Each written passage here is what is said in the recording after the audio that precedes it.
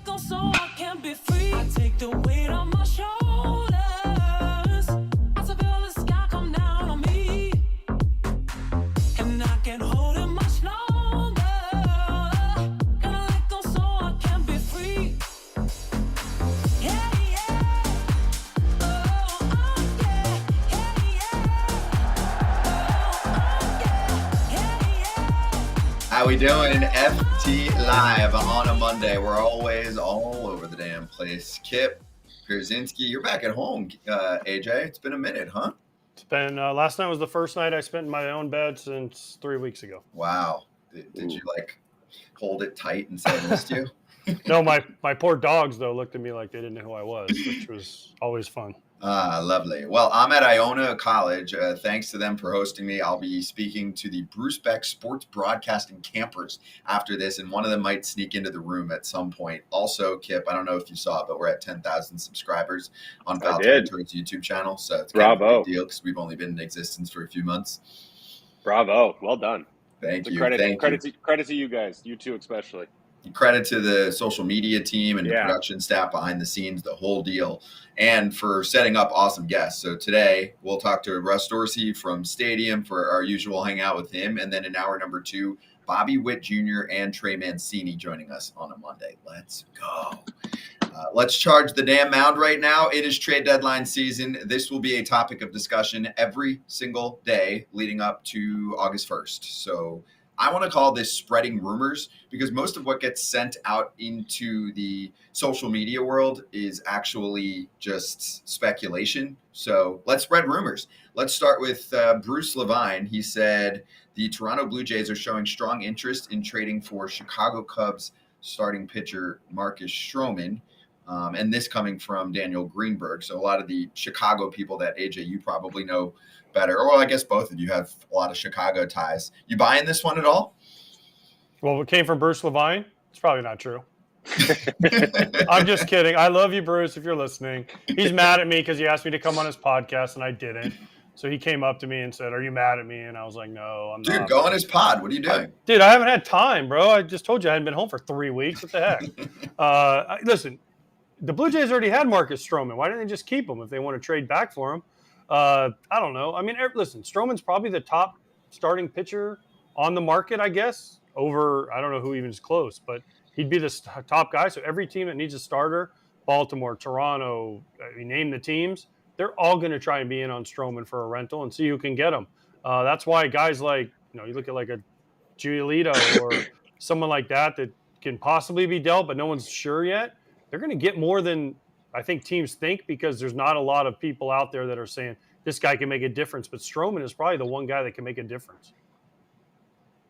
Kip, your thoughts? I think there's a lot of familiarity there. I think that's why they're connected. I think he obviously didn't burn any bridges leaving there. I think he holds Toronto high on his list of places he'd go if he wants to go to a contender. So they'd love to have him back. They know they can count on him. He'd fit right back in. I'm sure he knows a lot of the guys who are still there already. So yeah, I think that's a good fit both ways. I thought he left, didn't he? I thought he left on bad terms, no? Did he? I thought it was just free agent heading elsewhere. No, he was traded to the Mets. But does that mean bad terms? No, That's I'm not just bad saying, terms. but I thought, I don't know how, I thought I could be way wrong. Free agent was to Cubs, excuse me. Yeah, he went from the Mets to the Cubs as a free agent. But I thought when he left, he was like, I don't know. I could be way off, but I thought I remember something about he was mad they traded. Listen, everyone's mad when you get traded the first time, but I thought there was something there. But listen, maybe not. Maybe not. Right. Yeah, you may be right. But in terms of like the fan base and everything else, I think there's a mutual appreciation both ways. And we both could be wrong. We'll have the staff behind the scenes look up if there indeed was any beef. I mean, AJ, you wouldn't be totally off the mark. It's no secret that Marcus Stroman is outspoken, and he is going to sometimes tell it like it is. And if he didn't like how a team treated him, he certainly won't hold back. So let's see. We'll find that out. Well, I'll say this. Just checking about it. They traded him in 2019. Okay. After 2019, we didn't pitch in 2020 because of COVID. Okay, fine. And then this is on Jay's Journal. They're talking about how the Blue Jays won the deal. Anthony Kay and Simeon Woods Richardson. I never heard of either one of them, so I think the Mets won the deal because they said that they won the deal. Is that a recent article or is no? This is August 10th, 2020 when he opted out. But it's funny that how it. Oh man, the Jays won because Stroman didn't pitch in 2020. Well, I think the Mets will. He did all right for them, and then now the Cubs obviously will take him. But it's just funny how it changes. Also, they didn't have to pay him in 2020 because he didn't pitch, and you're right, those prospects have not panned out so far, so they should probably take that article down. You are correct, though. This from an article, multiple articles here, Yahoo, Bleacher, etc. He slammed the front office about 5 days after being traded and did not have the smoothest exit, publicly criticized the front office after being dealt, so... That's what I thought. But I retract. But he did say, like, Toronto, I love you forever. He said a lot of the right things to the fans. But yes, I remember him leaving the front office. Now it's a different front office than it was back then. So no, it's not. I think that's what I remember more. It's Ross Atkins. Yeah. Oh, I thought he was sorry. My bad. Then you're right. Yeah. And Shapiro, I think it's the same two that have been there for a while now. So, okay. Well, then here's the follow up before we get to the Yanks. Does it matter? Like if you're a front office and Stroh is talking shit, does it matter? You're saying no, Kip. AJ is saying. I'm saying it might matter a little bit, but I think it doesn't matter if he's the one guy you think that can help your team kind of get over that hump in the playoffs. You go get him. You kind of eat your feelings the same way where if Stroman had a bad outing or a bad parting ways with that team, you kind of swallow your pride a little bit and know that they give you the best chance to win a ring this year, then he's going to go and pitch his heart out for him. It's still a business. Yeah, he's going to pitch his heart out either way. He's a free agent at the end of the year. So he's going to pitch his ass off. The thing where it matters to me is if they do make a trade and the Blue Jays get him back, so they're going to have traded him away, got really nothing in return, and then they're going to trade. So basically, to get the same player, they're going to have traded prospects away to get Marcus Stroman back like 4 years later. That's what's going to be crazy is to see who they would have to give up to get him. And then they're going to say, well, we just could have kept Marcus Stroman for the last 4 years. Instead, they're going to get rid of him and have to give up players for him. Well, good news. The front office is now more mad at AJ than at Stroman. We're talking smack about their last deal. Hey, one thing I don't have to worry about is I'm not going to play in Toronto anytime soon, so they're not making a trade for me. But again, have you ever heard of the two guys they traded for? No, you're they never made it. That did not work out so far. As far as I know, Simeon Woods Richardson still working his way towards trying to be a big leaguer. But no, that trade has not worked out for the Toronto Blue Jays by any means. You're right. Accurate. All right, let's get to the Yankees. So I want to show these back to back. First off, they're closely monitoring the corner outfield market. I think that's pretty obvious. Mark Feinsand talking about names, though. Cody Bellinger seems like a natural fit. Another name that has come up per sources, Randall Grichuk of the Rockies, the team that just took 2 of 3 from the Yanks, an impending free agent making a little more than $3 million for the rest of the season, and then goes on later to say it has been well documented that the Yankees are seeking corner outfield help by the deadline, but according to sources, they're also seeking to upgrade catching, starting rotation, and back end of the bullpen in the next 2 weeks. Wow, Kip. The Yankees are going to have 0 minor leaguers left by August 2nd. They're looking to have a completely different team going into the playoffs. That's what it sounds like. Upgrade every position. That's the nice part of playing in New York and being able to always be buyers instead of sellers, I guess. Jeez. Is Randall Grichuk an upgrade, though, over what they have? I love Randall Grichuk. Great guy. I played with him in St. Louis. But is he really an upgrade over if Judge comes back, Bader, Stanton?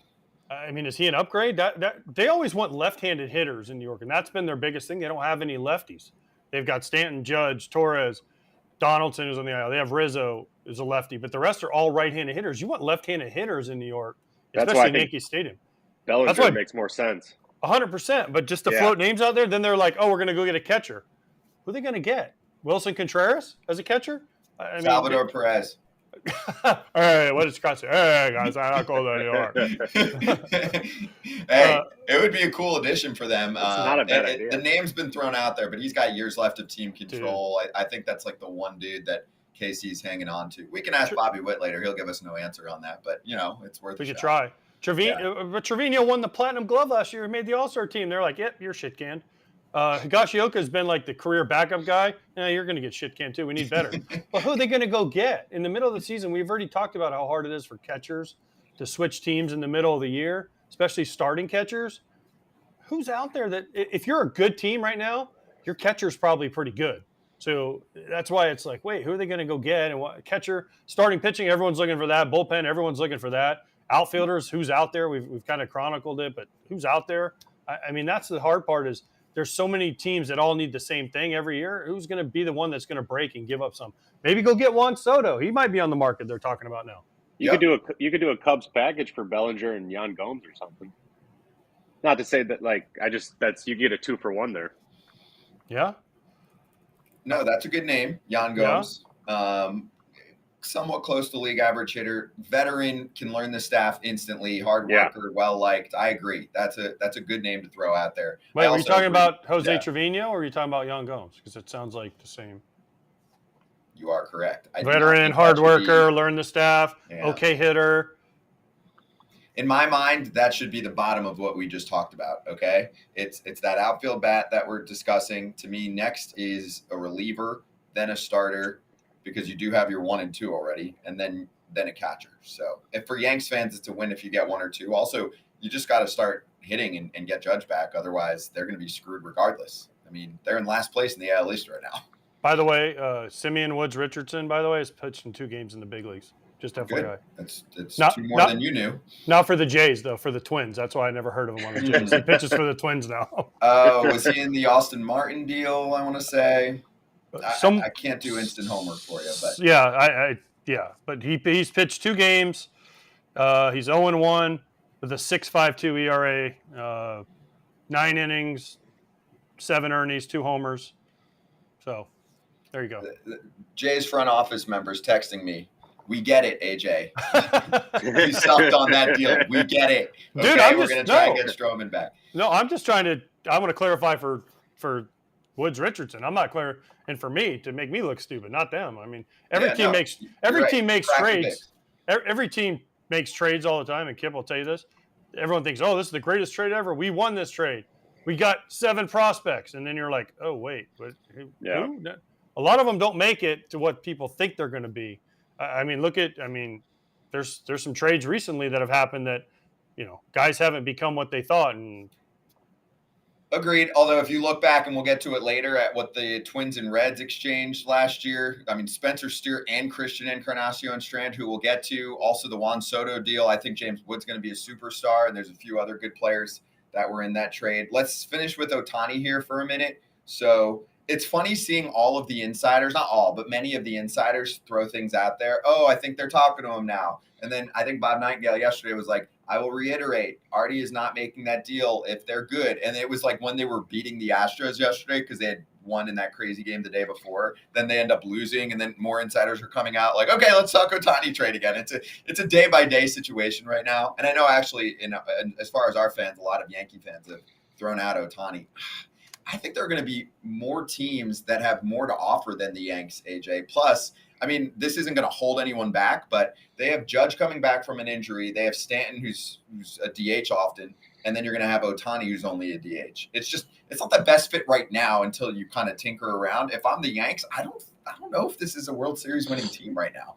No, it's not. That's why they're looking to trade up their whole team, Kip. That's why, and before we get into this whole, we're going to hit on Ohtani with Russ Dorsey later. Buster Olney last night on what are you asking Phil Nevin during the game? Did you guys see that? He literally said to Phil Nevin during the in-game interview, are you guys going to trade Ohtani? He asked the manager of the Angels during a game whether they are going to trade Ohtani or not. I get it's the question we need answered, but what's Phil Nevin going to say? We're trading him tomorrow to the Dodgers for 5 Phil Nevin's going to be like, no, we're not trading him. I don't know. That's not his job. But to ask him and put him on the spot like that, I just thought that was not a nice thing to do. Yeah, that's weird. I'm with you. I mean, if I'm Phil Nevin in that case, I'm giving the most sarcastic answer, the most smart-ass answer to him. Like, yeah, actually, I've got Cashman on my phone right now in the cell phone I'm not allowed to use in the dugout, and we just swung a deal, okay? Let's get to our poll question, and then we'll keep going with this with Russ Dorsey, who's about to join us. So scan the QR code on the screen or hit up watchstadium.com/foul territory. Your question to start the day is, who will be the biggest buyers at the trade deadline? Blue Jays, Brewers, Orioles, Rays, Yankees, some of your options. And we'll swing back. We'll talk to Russ Dorsey about what's going on in Chicago with the Cubs and the White Sox and how much selling they'll be doing. And then we'll continue the Ohtani conversation next on Stadium.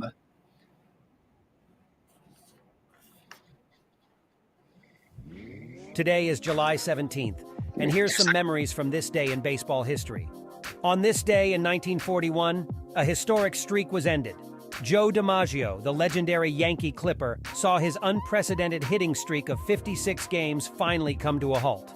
It was Al Smith and Jim Bagby of the Indians who stopped him before a crowd of 67,000 spectators in Cleveland. Yet, even this did not keep DiMaggio down. He started another hitting streak the very next day, which would last 17 games. His original record of 56 consecutive games with a hit still stands to this day. Moving on to July 17th, 1974. A major league milestone was reached by none other than Bob Gibson. This was the day Gibson became just the second pitcher in Major League history to record a jaw-dropping 3,000 strikeouts. He ended his career with an astounding 3,117 strikeouts, notched 251 victories, and maintained a 2.91 ERA. Gibson had a fantastic career and was inducted into the National Baseball Hall of Fame at Cooperstown in 1981. Fast forward to this day in 1987. Don Mattingly became the first American League player to hit at least one home run in 7 consecutive games. Mattingly wasn't finished. He extended the streak to 8 games, tying the all-time record. The record of 8 straight games with a long ball has since been matched but never surpassed. Lastly, we turn to July 17th, 1990, for a truly unique event. The Minnesota Twins became the first team in Major League history to pull off not 1, but 2 triple plays in a single game. Despite this feat, they could not secure victory and lost the game to the Boston Red Sox, 1-0. And now back to foul territory.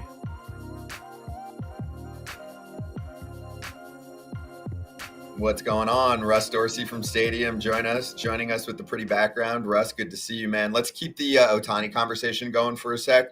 So any updates, and do you also enjoy the entertainment of seeing all of the insiders kind of like throw random stuff out there game by game, being like, he's going to get traded. Wait, they're decent and they're only like 4 games back. Now he's not going to get traded. Okay, now he is. Where are you standing on what you're seeing right now? Because I think the game by game stuff's ridiculous, and I mean they're not making the playoffs. I think so. First things first, the business of being an insider is really unique, right? Because you do have people telling you things very often, and things change by the day in baseball. And as we get closer to the deadline, in day to day, if a team wins, if a team loses, it's always going to change. Do I think the Angels were ever going to make the playoffs? No. I'd be lying to you if I told you I thought that they would. And it sucks because you have Mike Trout, who's been the best player of his generation, and Shohei Ohtani, who's doing things we've never seen done in the sport, and they haven't reached the postseason. And the analogy I like to use is Shohei is like a Ferrari. He's like having a Ferrari. He's one of one. But you know that in a couple of months, that Ferrari might get taken away from you. It might get repossessed. So do you trade in that Ferrari for a fleet of other cars that could be very serviceable to you, very nice cars, but it won't be your one-of-one Ferrari? And I think when you look at the Angels and where they are, if Shohei walks for nothing, it might be the biggest mistake we've ever seen. You can't let that guy walk out the door without getting anything in return. Kip? Did we lose Kip?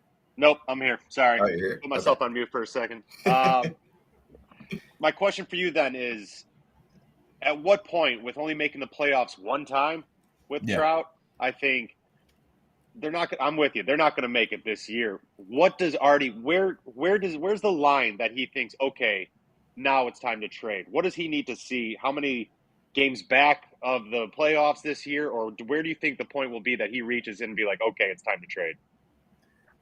Kip, you've been in the business a long time, right? Sometimes it's like hours before the deadline, right? Yeah. The day before, where an ownership group, a front office will be like, you know what? it's just not working. And you probably are starting to lean one way or another as we get a week or two before the deadline. But at the same time, maybe somebody comes in with an offer in the final hour that blows you away. That happens all the time where a team is saying, we're probably going to end up keeping this guy. Another GM calls you back and is just like, hey, we'll throw in the guy that you want if we can make this deal happen right now. That's something to me that is always a possibility. I think for Artie Moreno, like, I think it is a pride thing at this point where it's just like, we got this guy. Well, you got him to come play for the Los Angeles Angels, brought him over from Japan. He's turned into everything and more that we thought he would be when he came over here. To give him away, it feels like the biggest loss, right? And you had teams that called the Angels about him last year when they probably should have traded him with more time of club control, but they didn't. And then this year, you're like, oh, everybody's all in. We got to win. We got to win. Trout, we got to win. How do we keep Ohtani? We got to win. And then the same thing happens at some point. It's very similar to what the White Sox have going in Chicago, where it's like you keep banging your head against the wall thinking that something is going to change, and it doesn't. Yep. Well, Russ, before we talk about how the White Sox are going to sign Ohtani in this offseason, since you brought up the White Sox, I'm going to go there. Yeah. It's not going to happen. But I was in New York all weekend talking to a bunch of people, and at the All-Star, we saw you at the All-Star game and having some conversations with people. And this question was brought up by me and other folks in the industry. Do you, when Ohtani becomes a free agent, whatever team signs him, Dodgers, Yankees, Red Sox, Cubs, Seattle, Giants, whoever it is, do you have to get a clause in the contract that says you have to pitch and you have to hit?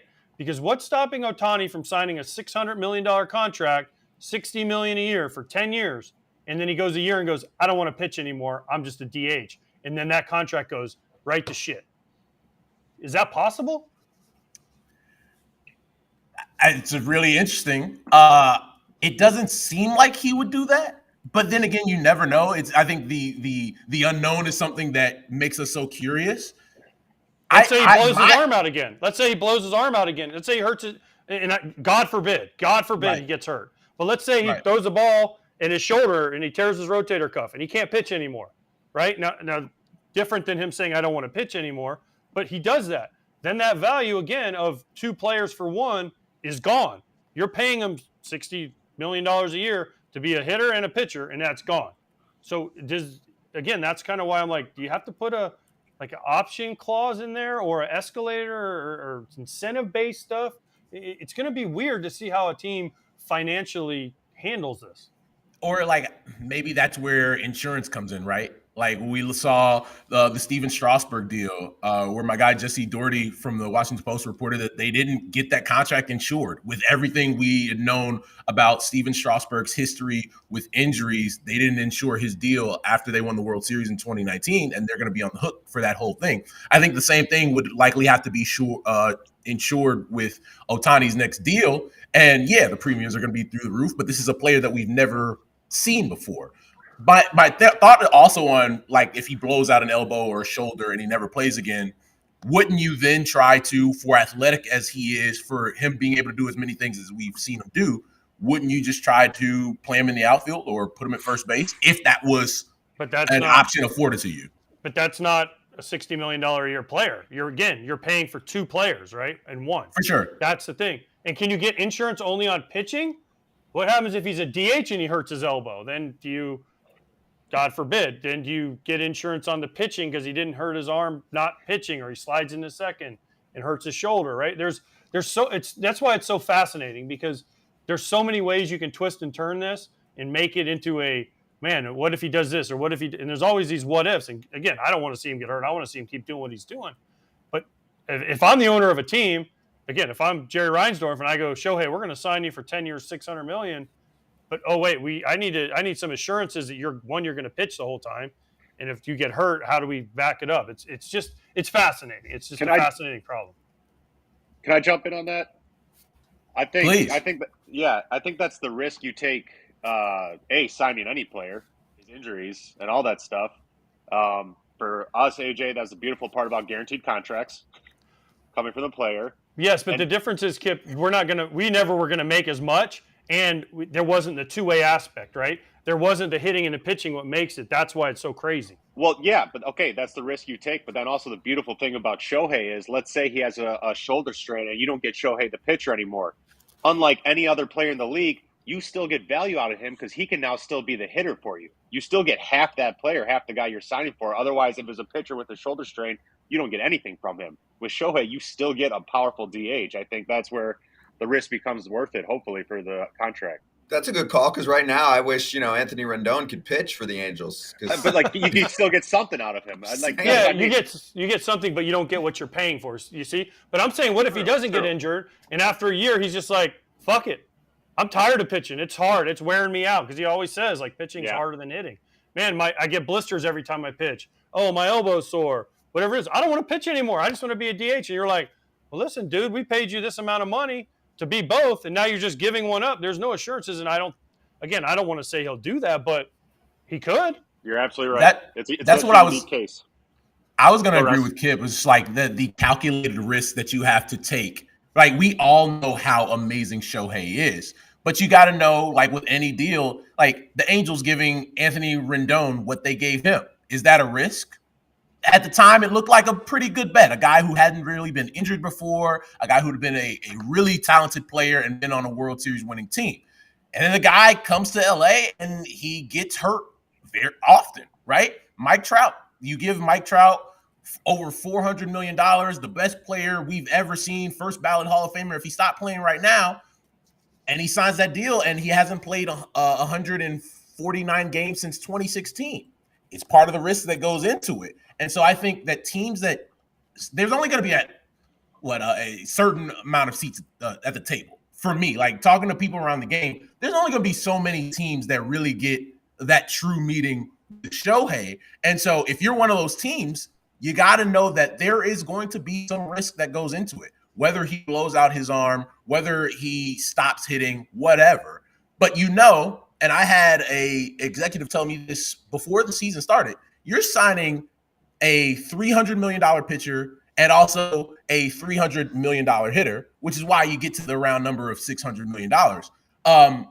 But with that, you just have to know, hey, if this thing doesn't work out, it'll just be one of those things like, man, that sucks. Yeah, it's going to really suck, especially when the White Sox sign him, and then they're like, man, we signed this guy and he quit pitching, because that would happen to the White Sox. On to Chicago. Since you've already said now the White Sox are signing Ohtani. Thanks, Russ, for breaking Whoa, that is AJ Pierzynski, not Russ Dorsey. I don't want Rick Hahn mad at me. Nope, I was misquoted. Take it out of context.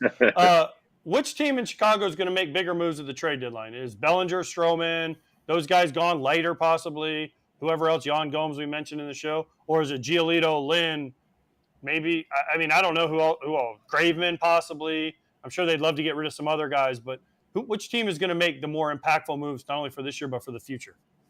My gut says, before, like both teams are basically in the same spot. The White Sox are 8.5 games back. The Cubs are 8 games back. And I have them written down of guys that I think could be on the move. So you got Giolito, Lance Lynn, Kendall Graveman, Kenyon Middleton. People like to throw TA's name in the mix. For me, if I'm looking at this situation logically with TA and the White Sox, it's like, all right, he has not had the typical Tim Anderson type of season. Wouldn't you rather have him stay in Chicago after the trade deadline, build up some of that stock again in the second half, and then if you wanted to move him, then you move him in the offseason? To trade him right now when the value is so low and he's on such a team-friendly deal, it wouldn't make sense.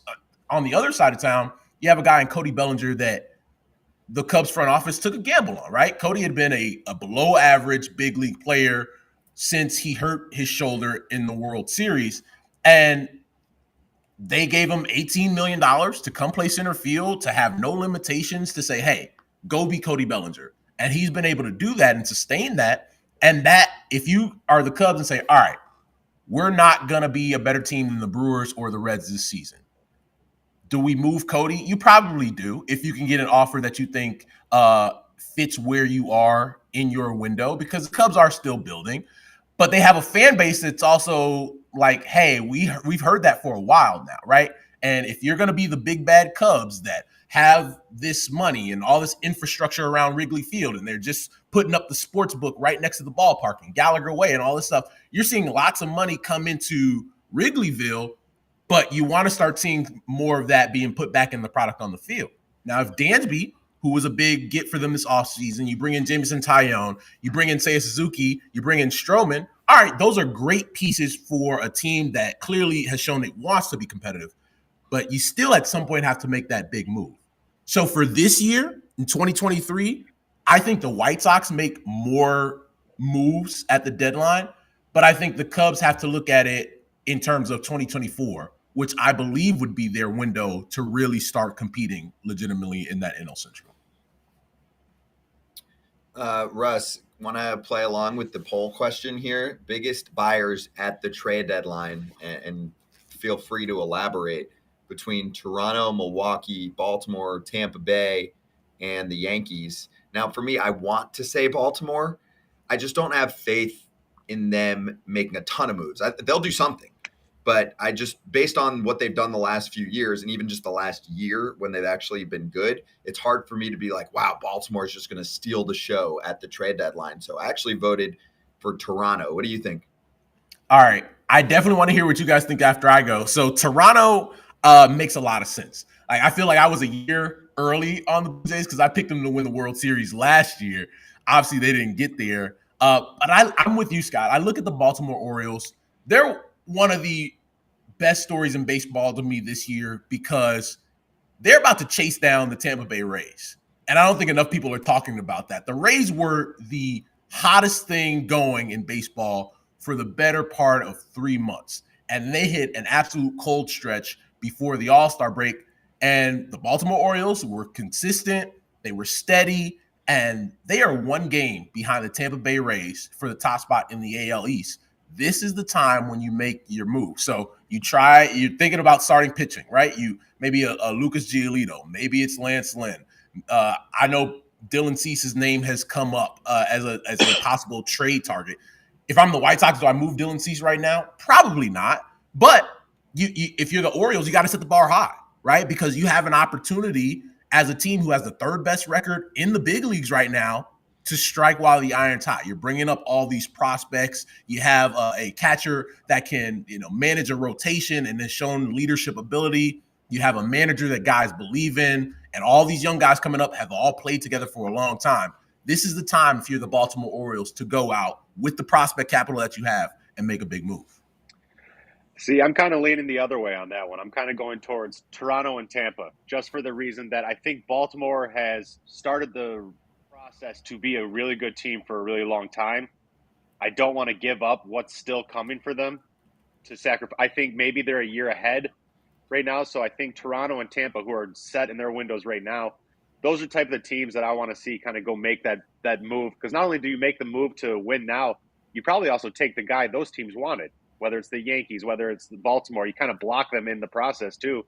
I think Toronto and Tampa are more of a piece away in their winning window than the Baltimore, who are building something maybe over a few years right now. I agree with you, Kim. I understand that where you don't want to you were bad for so long to get all these guys. Don't ruin it. Yes, don't ruin it. Don't ruin it. I'm with you. AJ? I'm going, listen, I'm sick of Baltimore. I'm sick of Baltimore saying they're a year away. No, I'm serious, because last year, we're ahead of schedule. Now this year, we're ahead of schedule. Screw that. Go for it. Go get somebody. Go get some dudes. If you have a farm system as deep as everyone says the Orioles is, go out and get some dudes. If you're Tampa Bay, you make the playoffs every year. And guess what? Nobody cares and nobody comes to the games. Why? You got to make the final step. Win the World Series. Go out and get dudes. Toronto, I want all these teams to go out and get guys. Let's go. Make it crazy. Toronto, you haven't won in 30 years. Guess what? Go out and get dudes, right? Go out and make again, prospects are only prospects until they become a player. Otherwise, they're all suspects as far as I'm concerned. Jeff Francoeur told me this in 2013, 12, 13 when he was on the Royals. He said, I'm so sick of the Royals having all these prospects. At some point, we got to turn these prospects into players. They did it a couple years later, went on and won the World Series in 2015. At some point, you got to make that step. Now, who's the GM that's going to be ballsy enough to say, I'm going to make that move? Will it be Toronto? Will it be Baltimore? Again, Baltimore hasn't won it forever. Dude, 40 years since they won a World Series, right? They got to go do it. And to me, that's the thing. Who's going to be the GM to do it? But I hope all these teams do it because I want teams to try to win. If I'm a fan and I'm sitting there and I'm a player on their team and I'm on the Rays and we go out and trade for, I don't know, whoever we trade for, it gives you hope. It gives you belief, right? So screw the teams that sit back. Like last year, the Orioles didn't do much and they were right there. Fuck that. Let's go, boys. Let's go get it. Because who knows what happens next year. Next year is next year. But let's year we're in it and we're going to chase the Rays down. Let's go take the next step. And unlike last year where you talk about Baltimore, they were in a different position, right? You trade Trey Mancini, who's going to be on the show a little bit later, and that made sense, right? You allow Trey to go win a World Series with the Houston Astros in a year where they're realistic. They were like, all right, we're probably not going to be a true contender. But this year, with the circumstances that you have now, where you've shown that not only are you one of the best teams in the AL East, you're one of the best teams in all of baseball. Yes, you have teams around the big leagues that aren't playing like we thought they would and might be sellers, and there might be guys on the market that you didn't think would be available to you that you could make a deal for. Yeah, and you have a fan base that says, we lost 100 games for how long? Please do something where we can be excited about this team. Hey, Russ, before we let you go, before we jump, who's better than the Baltimore Orioles in the American League right now? Based off of how they're playing, I say they're probably the best team in the American League. Then let's fucking go, boys. Let's go get somebody and let's make a run. Fair. People ask me all the time, who's the best team you've seen? Atlanta, I haven't seen Baltimore, but I watch them on TV. They're exciting. They have young players. They got a great bullpen. Let's go. Get what you need, and let's take a run. And if I'm an Orioles fan, I am putting pressure on the Angelos family. Let's go. Let's make a run this year. Let's clip that off, okay? And we'll show it to Trey Mancini. So he can send it to his old fam and be like, hey guys, you need to send this to the front office so they can be aggressive and make moves. That is a motivating speech from AJ. And let's also not remember, Baltimore's on national TV this week for the first time in like forever. So the public are taking notice of Adley Rutschman and Bautista and Cano and Gunnar Henderson and Cedric Mullins and all these dudes. So it's not just us. The public are paying attention. No, you're right. Russ, great catching up with you. We'll grab you again later this week, hopefully to report on one of the Orioles trades. Sounds good. Yo, before I go, Kip, I wanted to tell you, my mom was watching when we were in Seattle, and she wanted to tell me that she loves your necklace. Thanks, Mama. Thanks, Mama. I appreciate that. It is real. It is gorgeous. And you'll get a lot more of that. Still another hour and 20 minutes to go on Foul Territory. Good stuff, Russ. I love that. Chain gang today. It's 3 out of 4. Yeah. AJ, you're left out. AJ's not a chain guy.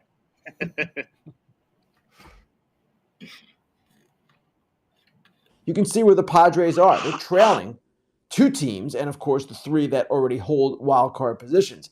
Not in great shape here. So their next 4 series through July 30th, on the road in Toronto and Detroit, home against Pittsburgh and Texas. We'll see what happens, right? I don't know that they're making any decisions just yet. But let's look at how far this team has fallen from the beginning of the season. And yes, I know we could be doing the same exercise with the Mets, but I'm doing the Padres this week. We'll get to the Mets in due time. Might not be this week, but there's plenty to say about them. Opening day playoff odds. Padres, 85.3%. Current playoff odds, 25.7%. 1-4, essentially. So what do you do if you're the Padres? I don't know that you buy. You've already bought and bought and bought for the last couple of years in free agency, in the trade market, you name it. So is it time to sell?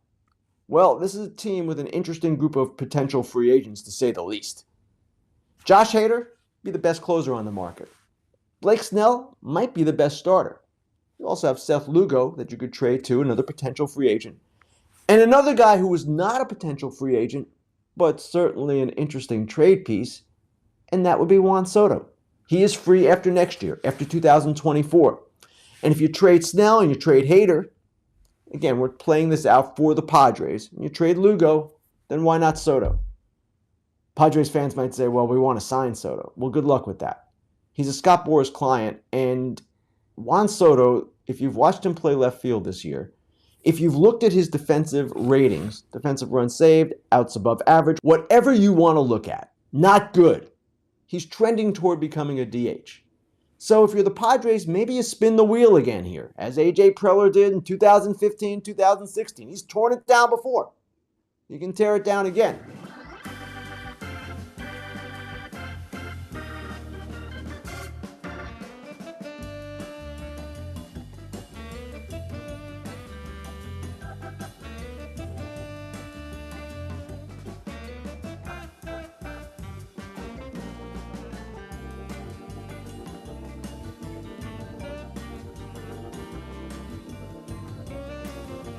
All right, so first poll results on who the biggest seller or buyer, I should say, because then we got seller, is going to be at the deadline as we're back on Stadium. Pierzynski, Kipnis, Braun. Braun, Toronto. Scott, by the way, blink twice if you're okay in your closet. Like we asked Jessica Kleinschmidt, are you okay? You look like you're in a hostage I'm in an situation. office. I know, but it's pretty well lit. Oh, it just looks like you're, This is not as bad as like when Kratz was in a room that was just a white wall.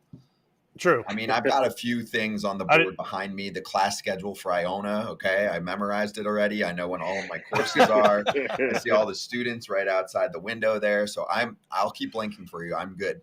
I'm alive. I am safe for now.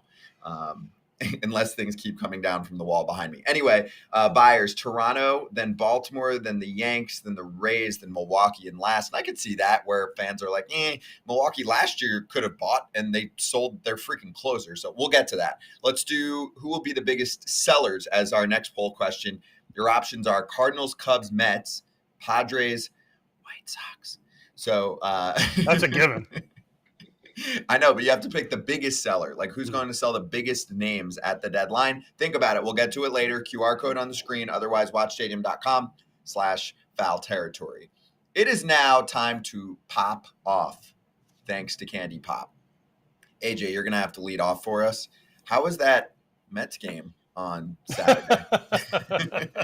If you haven't seen the clip, Joe Davis and I called the game on Saturday, and there was a pop-up, speaking of popping off, and Brett Beatty completely zooed it, and then it bounced up and hit him in the face, and it allowed a run to score. Max Muncy, FT guy, got an RBI out of it.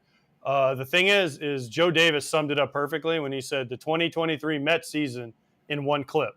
And it was just one of those things that the two games in New York, Friday and Saturday, they were just awful. They couldn't score. They couldn't hit. They got 4 hits in 2 games from the Dodgers. Now, granted, they faced Arias, and the second game, they got Gonsolin, who both are good pitchers, but they got 4 hits, 1 run, and just looked outclassed. Now, they won yesterday to make up for it, but, man, Mets, what are you doing? You have too many good players. You have Verlander, Scherzer, Lindor, Alonso, Nimmo, all these guys that are names. What is happening in New York? And Steve Cohen, what are you going to do? Are you going to keep these guys and try to do it again, or are you going to make some moves? And it's just a tough spot to be in. We talked about it in the game Saturday night, boys.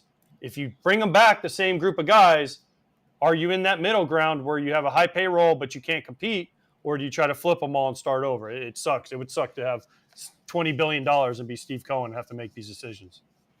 Kip, did you ever drop a pop-up like that? Probably. I mean, yeah, probably. It reminds you of that the Luis Castillo one from like 15 years ago, but not nearly as bad. It wasn't a walk-off. They were already losing the game. It's a tough position. First off, I don't think it would suck too much to be Steve Cohen with $20 billion. I think he's going to be all right on that one. It's, to me, the question is not if you're going to be sellers. It's just how much of a seller are you going to be? Do you chalk this up to a bad year and try again with a lot of these good guys next year? If you sell one, do you sell all? If you get rid of a Scherzer, does Verlander next to go? You got to keep something for next year to compete with. So I just don't know how much they're looking to get rid of, and I don't know how many teams are willing to take on some of these big guys if they're not performing as well as they should be.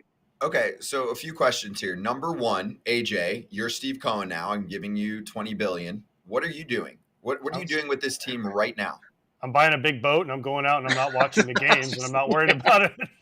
Are you doing that with the same general I'm like manager? This. I'm like, Yeah. Oh, okay.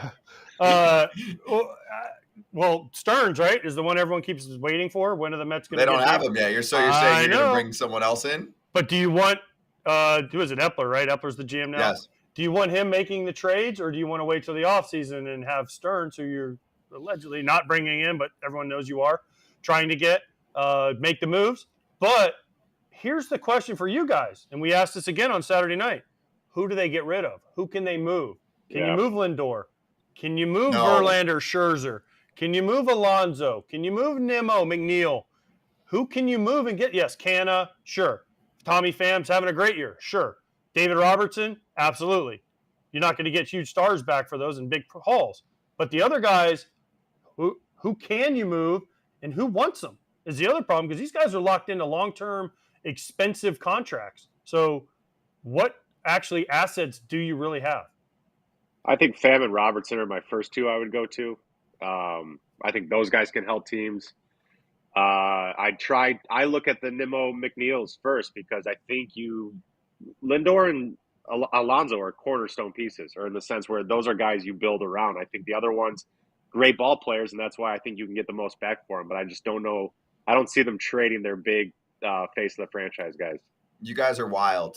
Brandon Nimmo just signed like a 7-year deal. He's my not point. getting dealt. Lindor actually, is on a massive deal. Years-wise, I these said no teams to don't make – right. You said Nimmo, and who was the other one you said that was a longer-term guy? McNeil.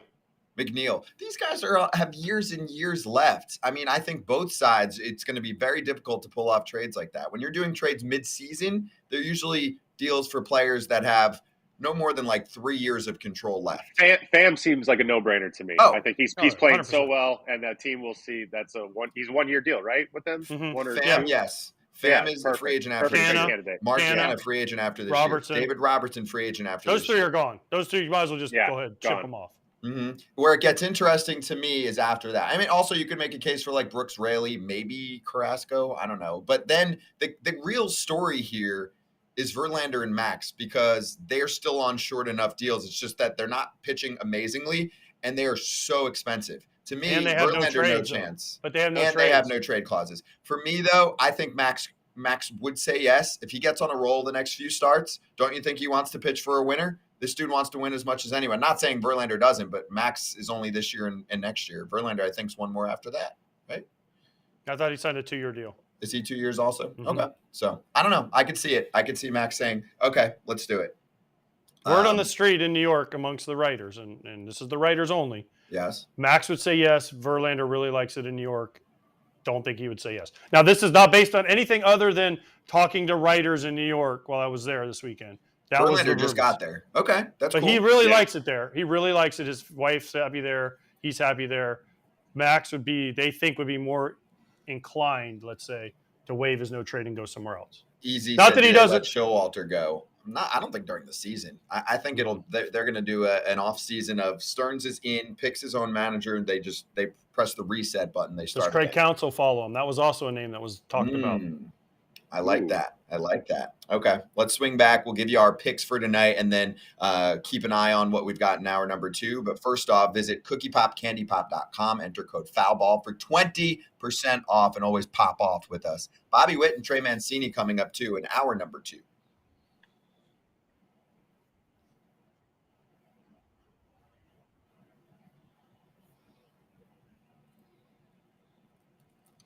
Some images from yesterday's action in Major League Baseball.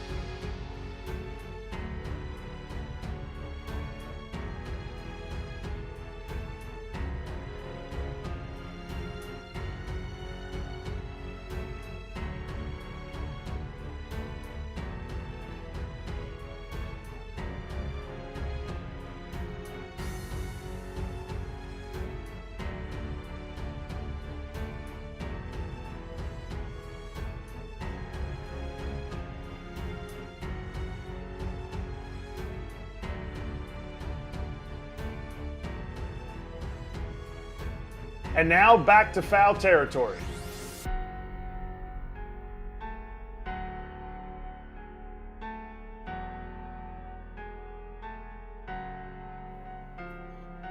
All right, so let's flip up some results for the second poll. Biggest sellers at the deadline. Right now, it looks like the Cardinals and the Padres are leading the pack in this poll. I went with the White Sox just because I think they're guaranteed sellers, and they have some really big names that could be moved, and quite a few names. So that's my vote.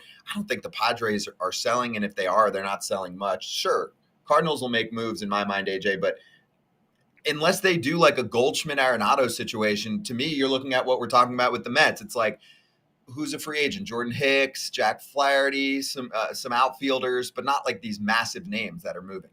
Well, here's my thing: the Cubs are going to move the biggest names: Stroman, Bellinger, and whoever else they decide to. Jan Gomes, Leiter. Those are probably the names that everyone has been talking about, right? And they're all in the Cubs. The White Sox now, if they go Dylan Cease, if they go Eloy Jimenez, if they go, someone like that over, Lance Lynn. And, it's almost a guarantee now at this point. Giolito's gone. Graveman's good, but he's not a huge name. Middleton's good, not a huge name. But then you look at the Cardinals. If they move Arenado, which, how good were, no offense to Max Muncy, but Arenado in a Dodger uniform? You got Freeman, Betts, Arenado, Muncy, DH, Will Smith, JD Martinez, 1 through 6. That's pretty hard to beat. So if they make a move like that, and then with the Padres – do they trade Soto? Do they trade a Hader? Guys they just acquired. Then but right now, if the way teams are constructed, it's the Cubs that'll make the biggest moves. Yeah, because they're guaranteed. Okay, I'm with you. Let's look back at locks, your BetMGM locks for Monday. First, we rewind. We were hot for a while, cold on Friday. I tried to get some vibes going with Sean Casey joining the Yanks, but they still can't hit. They lost 2 of 3 to the Rocks. Kopech had no strikeouts in that SGP that Kratzy was going for. And Todd Father was the smart one. He always picks games that have rain situations. And he was really going for it there. He needed run lines 3 or more for 2 teams, but he got saved by some weather. Money bags, please, still in great shape across the board. Everybody up a healthy number. Let's stay hot. Your BetMGM locks for Monday. Kip, you're 5-2. Why don't you go first?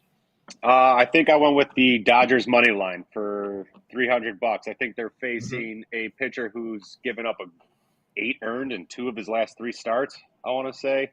He was sent down to the minors, and I think he's coming back up for his first start since. I don't think you want to see the Dodgers line up your first start since being sent down. No. Now, it is Grayson Rodriguez, so I'm going to say he's one of the better pitching prospects, but you're right. We don't know what he's going to look like. It was not good for him first time around. No. Stuff-wise, he's one of the best, but that's not – in my mind, Kip, the thing was, I'm like, you're going to call him up for the Dodgers? I would give him a little softer landing for him. So it could be a low-scoring game even, but I think the Dodgers offense is just too good to let him off the hook. So you've got money lines. So you're putting it's minus 105, 315 for 300.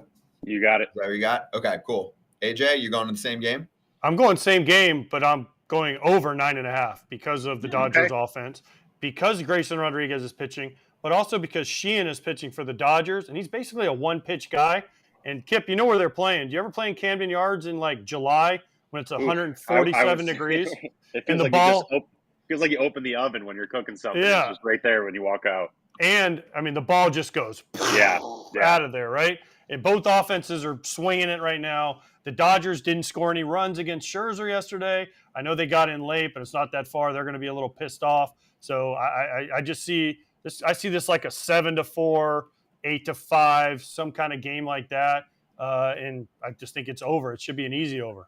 And it looks like people are playing it that way too, because I know you placed it in at minus 105, so you're good. But now it's jumped up to minus 110, AJ. So those sons of bitches. Agreeing with you. Those sons of bitches. It's fine. It's fine. You locked it in. That's good. You should like. Who you got, Scotty? I'm going to the San Francisco Cincinnati game, and I'm gonna buy an extra run so that I can get to 10.5 runs. I'm going to go under that mark. Cincinnati's offense disappeared. The Giants are playing really good ball, but it's mostly based on run prevention. Their offense has not been great over the past month. Cincinnati's pitching has been underrated, especially their bullpen. So I know Brandon Williamson's not the world's best starter, but even though it's in Cincinnati, I could see it going under 10.5. And then in order to get to that number to play it at -120, I got Logan Webb's Ks at just 4 plus. So I need 4 plus Ks from him, and Webb's been awesome. Webb, he has been on a run. He's a stud. He had a complete game shutout against the Rocks last time around. He's not the biggest strikeout guy in his career, but much better this season. So yeah, but the Reds strike out so much.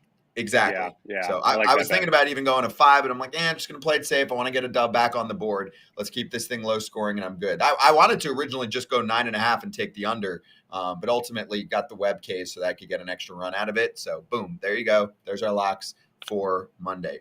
AJ's not as confused anymore, even though he looks confused in that picture. He's doing pretty well. Just saying. Play BetMGM, swing for the fences. Here's how to get it in 3 easy steps. Log into BetMGM Sportsbook app on iOS or Android. Play the BetMGM MLB free-to-play game up until September 7th, 2023. That's this year. Be a batter, pick an area of the zone, and depending on the area you pick, it's single, double, triple, or homer, or pop out, and you receive the prize associated with that type of hit. You can play once a day. Prizing must be used on MLB and expires in 24 hours. Gambling problem or concern? Call 1-800-GAMBLER. I'm going to give you my home run pick real quick. Mookie Betts plus 333. He's been on a heater. He's got like almost a 500 batting average in his past 14, and I'm hitting on that game, whether he does it against Grayson Rodriguez or someone else. Just throw your names out there. Who you got? Yoshida. Santander. Ooh, okay. Like you're all in on this Baltimore weather and getting the ball in Hell the air. Hell yeah. I like it. Hey, see you tomorrow on Stadium. We've got Trey Mancini and Bobby Witt in hour number 2 on FT's YouTube channel.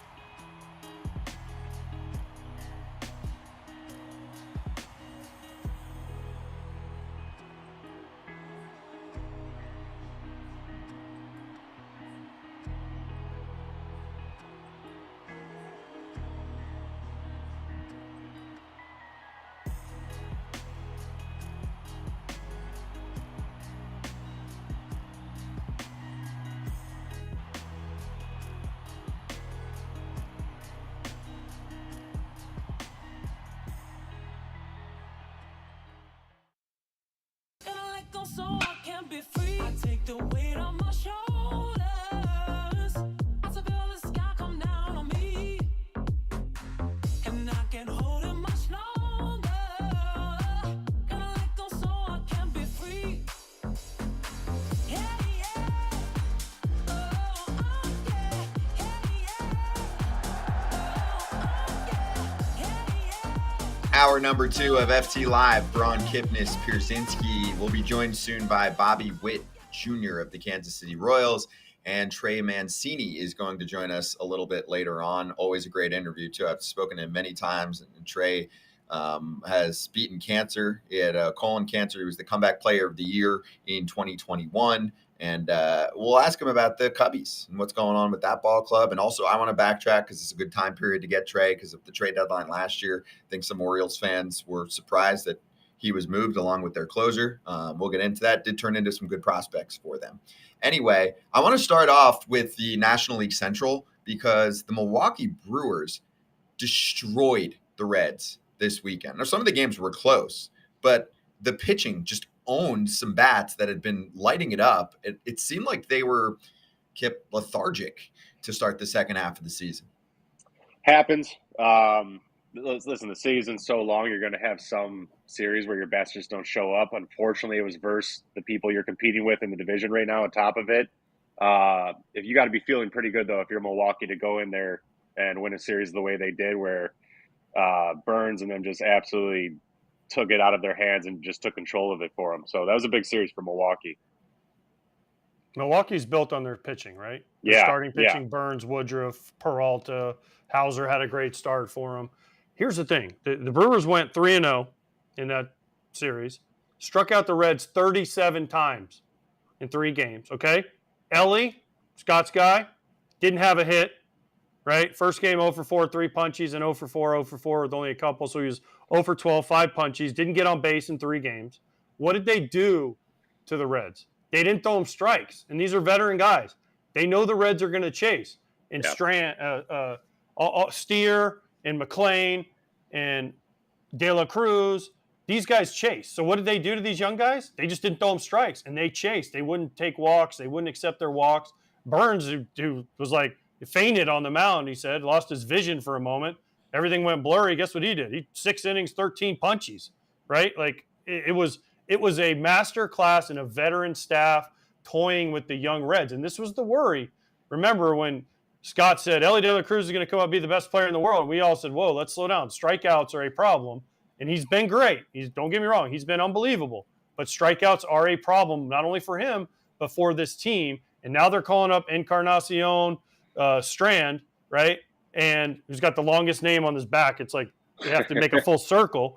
But where's he going to play? And the timing of them doing this is interesting. They just got swept. It seems like every time they need a jump start, they call up one of their prospects. And here it is again. They get swept by the Brewers, calling him up to give them another shot of energy. So good job for the Reds in the call-up.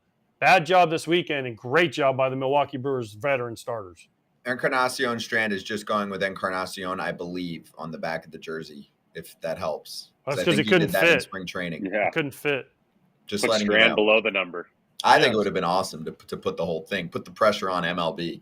Hey, put that whole damn thing on the back of my uni. But, sorry, AJ, Ellie's back hurts because he's been carrying the team too much. He's allowed to have an off series. Sorry about it. OPS still above 800, and he steals every base that he wants. Listen, they're a real fun team where when everything's going right, they're one of the more exciting lineups to be around Cincinnati or to watch because they can kind of beat you in every direction. But that's a real problem. If the swinging and chasing, teams are going to obviously picking up on that, and Milwaukee did a great job of capitalizing on that. But that's a real problem to see how they adjust to that. Hey, let's bring in our next guest on FT Live, coming from the Kansas City Royals, Bobby Witt Jr., joining us right now. Bobby, good to see you, man. How you been? Good. How are you guys doing? Thanks for having me. Really good. Facial hair is tight. I like it, dude. Great to see you for the second half of the season here. And let's bring our combo right into what you think so far of what you've seen from Ellie De La Cruz. And can you help us run through what he's going through as a rookie trying to take the league by storm? You went through all of this with life coming at you fast a year ago. Yeah, we got to see him firsthand. I think it was about a couple weeks ago, and it was impressive just to see kind of what he's done. But yeah, like I kind of was hearing y'all talk about it. He didn't have a hit last series or whatever, but it's just part of the game, you guys know. And so I think that sometimes I feel like as a young guy coming up, you got to kind of almost put the weight of the team on your shoulders. And I feel like I've done that in the past, and just with coming up, I'm supposed to be this franchise guy or whatever with the Royals and this, and you just put so much pressure on yourself whenever you got to still be relying on the other 8 guys. You got to just all be pulling on the same strings, all be doing your job to help the team win. And I think that's the biggest thing that for me, and I guess for him, if everyone just kind of buys in, I think that's whenever baseball just kind of takes off. I know you've said in the past that you don't always get super nervous at those moments like big league debut and going through things. So what advice would you have for someone like Ellie De La Cruz when you feel like you have all of Cincinnati on your shoulders as such a young player? And also, when are you going to steal home like that? I've been working on that, trying to time some things up. So hopefully soon, I don't know, whenever the time's right. But yeah, I just think you just got to go out there and just remember this is the game you've been playing ever since you were however old, and just maybe a little bit bigger stage, more fans coming to watch you, bigger stadium, whatever, facing big leaguers. But just know whenever it comes down to it, just try to be a little leaguer in there. He's doing what little league guys do in big league games. So I think that's the biggest thing. Just go out there and just let your talent show, prepare the right way, get your body, get your mind right, and then go out there and just perform. Speaking of what little league guys do in big league games, my little peanut, Drew Waters, absolutely pimping a 465. Yeah. A little bat flip on his second home run of the year. We're talking about little big leagues. What advice can you give to someone like that who you see has all the talent in the world. He's not a face of the franchise like a De La Cruz guy, but you know the talent's there, and you want to get the most out of him, and you just want to get him to relax. So how have you guys, kind of both young guys coming up, how have you helped him to kind of develop a routine? Where do you go with him?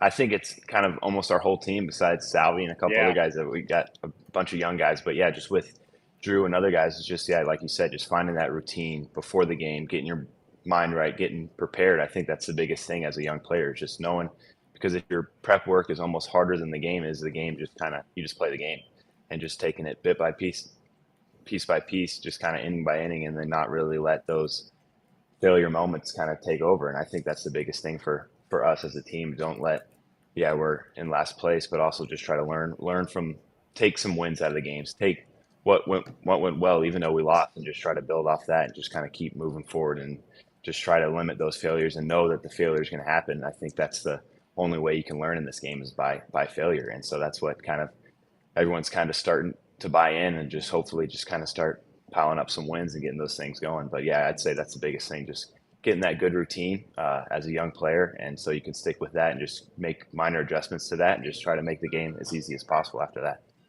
Bobby. Sorry. Uh-oh. Who's calling? Who's calling? Oh, It's actually my girlfriend's iPad. That's on her. We're good now. Are we FaceTiming? Are we FaceTiming somebody or No. what? She left her iPad here, and so I don't know what it is. ooh, don't look at it. Yeah, don't Now you're answer. getting all her calls for the day. Yeah. Don't answer. Turned it off. You were talking about how you guys are in Kansas City, obviously in last place. You won. I'm guessing you won a lot in the minor leagues. You won in high school, right? You probably won in Little League. How do you deal, and I know the routine is important, but how do you deal with it? Because I came up with the Twins, and we were not very good, and we lost a lot of games. So how do you deal with it as a young guy and say, man, I'm going to make this better and not succumb to, oh, it's okay, we're losing again today. What's your plan for that? Yeah, it's definitely frustrating as a young guy or just losing in general. I think I hate losing more than I like winning, and so it's just whenever you start piling up those losses, it's just kind of how can you deal with it? And I think the biggest thing is just kind of going over what went wrong after the game, just kind of talking in the clubhouse, whatever it is, and just kind of just figuring those things out. And like I said earlier, just taking those little wins that you have, whether it's you get a base hit, just kind of build off that, or you make a good play, you just help the team in any way possible, and just kind of build off those little things, and then just really just learn through those tough times, because it kind of some of those things stick with you, and you make a mistake, all right, whatever, and then next game the same thing happens, and then you learn from that. So you just try to make those quick adjustments, and I think it's just learning is the biggest thing. I don't know really how else to explain it. Just trying to limit that failure and just limit those mistakes and just make adjustments, because this is what this game is. How quick can you make the adjustments, and how big can they help you? Who do you go for to talk about those things? Do you go to Salvi? Do you go to Q, your manager? Do you go to your dad? Your dad played in the big leagues, right? So you're very lucky. You can pick up the phone and say, hey, Dad, I made an error tonight at shortstop, and I also struck out. What do you got for me? And you can say, well, tomorrow you're going to get 4 hits and steal 4 bases. So it's okay. I did this, kid. Like, that's got to be a luxury that most people don't have. So who do you go for? Yeah, it's a little bit of everyone, whether it's talking with Salvi or veterans on the team and just seeing, like, what did you guys go through in 2013 whenever y'all were kind of start to make that rebuild? And then what was that thing that kind of flipped the switch from 2013 to 2014, making the postseason run, making it to the World Series, and then 2015 winning the World Series? And then I can go to my dad, where I pretty much call him after every game. We go through the good, the bad, the ugly, whatever it is, and just kind of just go through the game, because wherever we are, we're always talking baseball, and that's just kind of how I was raised and how my family is. Even with having 3 older sisters, they're always talking baseball. They all married 3 baseball players, so our whole family's pretty much baseball. And so, just talking with him, just kind of because he went through it with some teams and stuff, and he's won a World Series with the Diamondbacks 2001. Just talking with my dad about what was that team camaraderie like? What was it like in the clubhouse? What was it like that? And even talking with Q and just talking to him about, because this is his first time managing too, and he's coming to us asking us questions, which is great, just for giving our feedback, telling him what do we think needs to change, and asking a guy like me that has a little over a year in the big leagues. It's pretty cool just to have that. And then through just kind of mental performance side is another huge thing. work with the guy, Brian Kane. He's been great. I've had him throughout high school, and now just kind of just another guy just to talk to, just that mental side of the game, because I think it's so big and so huge in this game. Well, first and foremost, say hi to your dad for me, because it seems like a lifetime ago. Your dad was actually my agent. Yes, for a sure. little I remember. And then, but I wanted to touch on with Q, because he was my hitting coach for a while in Cleveland and one of my favorite coaches I've ever been around. How has his adjustment seems, and how are you guys working together kind of along this process of getting in new positions? Yeah, like I guess you know how he is. It's just kind of laid back, real cool, just kind of like that player's coach. So he's in there just really just kind of he's I think kind of learning through it all too as well, going through the tough times and with this, and because he's been to with the Rays, going to the World Series and everything, and so just kind of I think it's just learning how to, because we're all so young, we're all so different in the clubhouse, and so it's just really just trying to find where our roles are pretty much, and he's trying to help us, I feel like, find what our roles are as a big leaguer, and just telling us just to kind of go out there, play, learn yourself, and do your job. And that's kind of what he's been, and he's just kind of like that. If you need to go talk to him, go in and talk to him. The door's always open, and so which is great to have. Wait, I need to know more about Bobby Witt Jr. Representing Jason Kipnis. Kip, can we bring you back in here? Dude, can you give us a little more on that? So did he swing any deals for you? Any like little side marketing contracts? Any good combos? Honestly, did Bobby Jr. come along and say, what's good? No, it was so long ago. I'm trying to remember even why he isn't my agent still to this day or something like that has happened. I think I was with a certain company, and they're like, I was leaving them, and they're like, before you leave, we want you to be with him. And your dad was awesome, and I respected the hell out of him. I just think honestly, it's been so many years. I'm trying to really think of why we parted ways, but he didn't get you that $400 million deal. That's why you're like, hey, I can get another. If there's an agent who could have got me a $400 million deal, they need to be on a Mount Rushmore somewhere then. Bobby, is he representing you, or do you have separate rep? Yes, yeah, he represents me, him, and another guy. Kind of just so it's been great. It's been pretty easy. You'd like to think he has your best interest at heart. Yeah, it's your dad. Yeah. So like the negotiation part's kind of hard for him, because it's almost like he's always dad first in those ways. So, but yeah. How are you taking care of him? Are you paying him like on a contract, or are you just gonna here's a watch or here's a car later on from the deal you got me? Yeah, I think it's all kind of just all whatever the business side of it is. But yeah, I got him a car back after I signed, so that was kind of a little thank you. Good man. Everything. And so try to pick up the tab at dinners every once in a while. Nice. That's a baller move. Oh, hey, Dad, here's a car. No, what I'm thinking is when he signs like for $100 million, like a big long-term extension, he'd be like, Dad, here's a Rolex, dude. Thanks. You're my dad. Beat it. Yeah. You're my dad.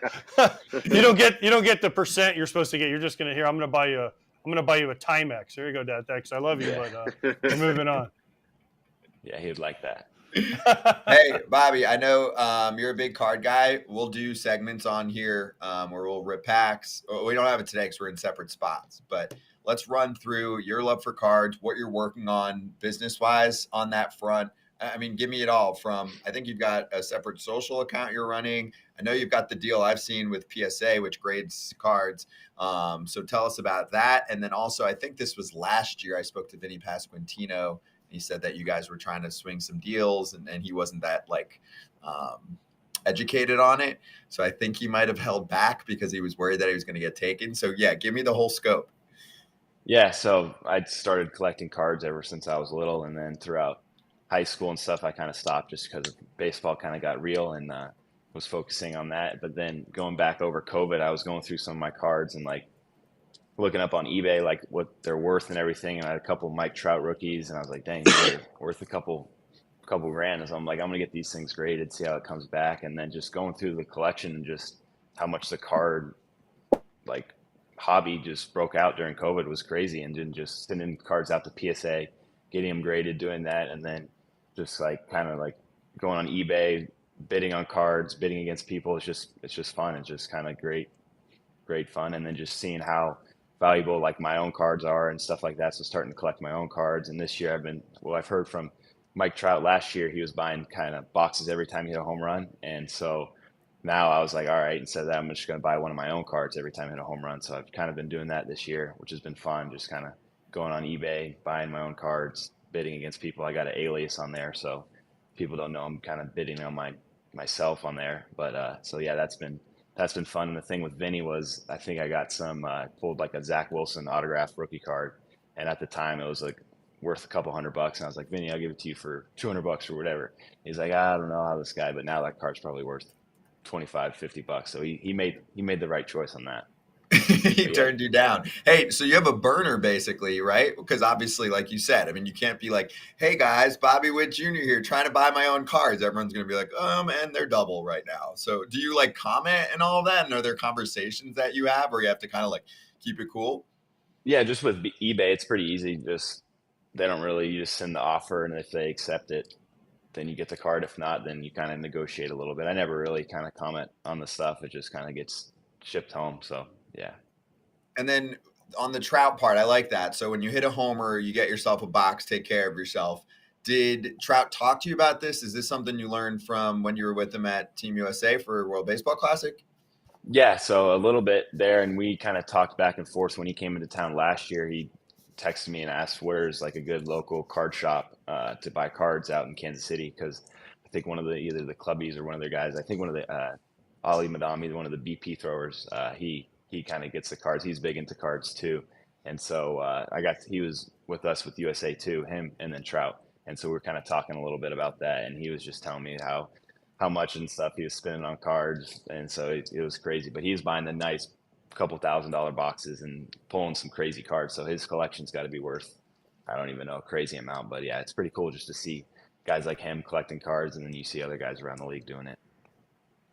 So I turned around and I said exactly what we're talking about. I just found a couple uniform pieces of my own that I did the same exact process. What I'm wondering, and sometimes when people, like, if you get them in the mail or something, you're like, wow, I've never seen this before, I'm not sending it back. Can I trade you something? I'd rather send you a bat or anything so I can keep this card. I want to know if Topps, or why players haven't asked this, does Topps or anything, like if you ask for a copy of every one of your cards, would they send that to you? I don't know. I've never asked. I know whenever I was doing my first like Bowman Chrome signing and stuff, they offered like an amount. I don't know how much. I can't really remember what it was, for if I wanted to keep my 1-of-1 gold refractor of it. And I was like, I don't know what it was that they offered, like 5,000, maybe a little less, just taken out of like whatever I'm signing for it. And I was like, no, that's a lot of money. And then next thing I know, I think it's like 2-3 months later, I see the card sold for like close to 50 grand. So I was like, dang, that one I missed out on that. So then at that moment, I was like, dang, this is serious, this card collection. And then getting on that Whatnot, watching people rip packs, I was like, dang, I'm never going to do that. And then here I am in bed. That's what I kind of spend my free time on, just kind of watching that, just a fun hobby. Yeah, I was the one that bought your 1-of-1 as an alias. Get out of here. That's crazy though. No, Kip, I don't think, and that's cool that they offered that, but like if you go through all of the cards, like he's saying, like some of those Bowman 1-of-1s, like they're worth a lot. I think if they tried to offer them to all the players, it would be hefty. And you want some of the fans to be able to pull those, no? At least for some of these cases. I'm not talking about like a 1-of-1, but I know like guys, like sounds like Bobby and me, like you grew up as fans, you collected cards when you were younger, and it's weird to describe, but it's so cool to have your own card. And I don't think players really talk about it that much. So I'm just saying, not even 1-of-1, but like if they're printing off thousands, send me one of each one. It doesn't have to be a 1-of-1, just one of 5,000 or something. So I can, like, if you frame all the cards of yourself together, it's a cool memento, I think, to have. Mm-hmm. Yeah. And I just got my iPad's actually set up on a box of cards because I got to sign them now. So, I don't miss that. Tons of them. My thing is if they gave away the 1-of-1s, there would be a 1-of-2, so there'd be 2 copies of the card. So Bobby, you could say, yeah, look, I got this $50,000 card. Yours isn't worth shit now. So here's the other one. No, they're talking about the 1-of-1. That's what I'm saying. But if Bobby said I want the 1-of-1, they would print another one, and Bobby would say, well, I'll never sell it. And then 10 years later, he'd be like, hey, I have the other one. Who wants it? Right? After he makes the All-Star team a couple times and does all this great stuff. But I want to go back to what you said. Mike Trout is in Kansas City. He walks into a card shop. What's the reaction from the owner of the card shop? Is he stopping? Is like, that's holy I don't shit, think Mike it was Trout him. just walked in. I don't think it was him. I think he had guys going into the store for him, getting the cards, bringing it back, and then them opening them either in the clubhouse or in his hotel room or whatever. Yeah, I don't think he can go in there.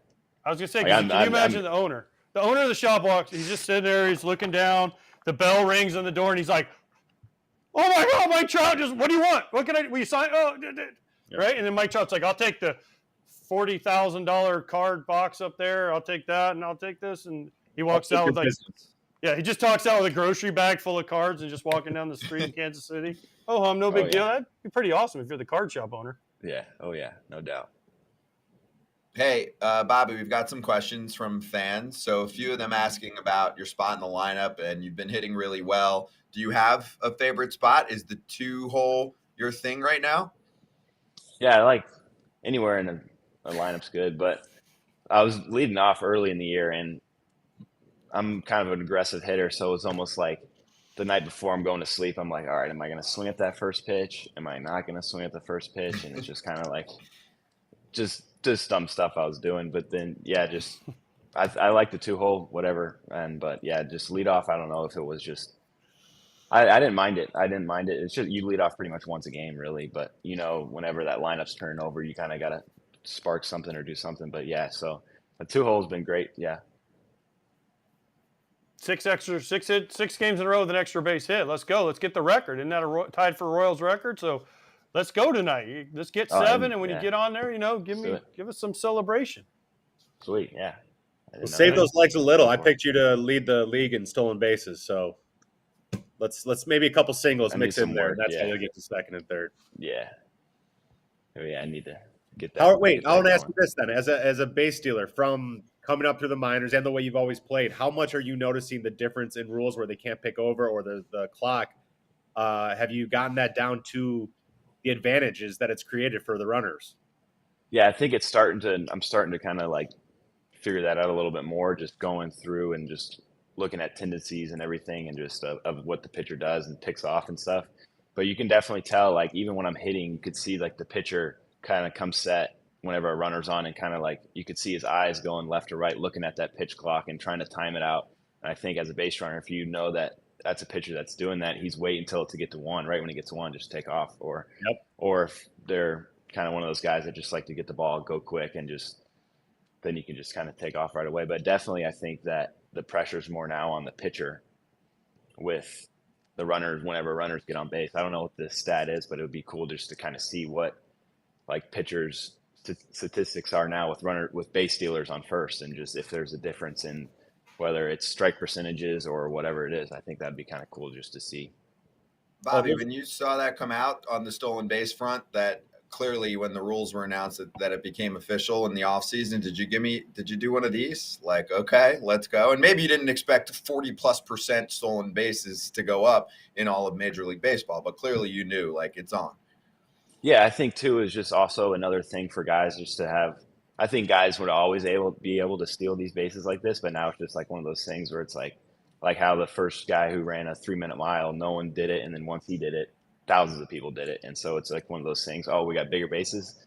Why not now? We got a little edge to steal more bases, but really, I feel like it's always been there. It's always been. I think the game was kind of going away from it, but now it was just that little pitch clock, a little bit bigger bases, only a couple pickoffs, and now guys are like, all right, now we can see how this works, and then guys are seeing it. Oh wow, guys are actually stealing more bases, and then it's like, oh, I want to do that, and then everyone's doing it now. So yeah, I think it helps, but also it's almost like one of those things. Oh, look, now we can do more.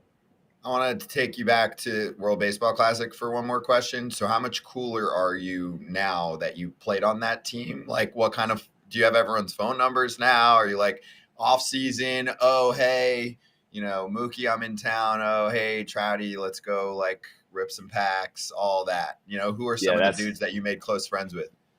Pretty much all those guys in that clubhouse. It was like I was kind of like, I felt like I was just going to be the fly on the wall during that, just because I knew what my role was really. But then I was pretty much just like in every conversation, just talking. And then that group chat we had was probably one of the coolest things. I'm just like, we got every star dude in this group chat. And then look, another cool thing, I'm walking in the cage and it's like Trout, Mookie, King Griffey Jr. all having a conversation. I'm like, all right, I'm just going to walk in here and see what's going on. Just check this out. So yeah, just that experience was unbelievable. And then just playing in it and doing that was great. And then being able to almost like, I was on first.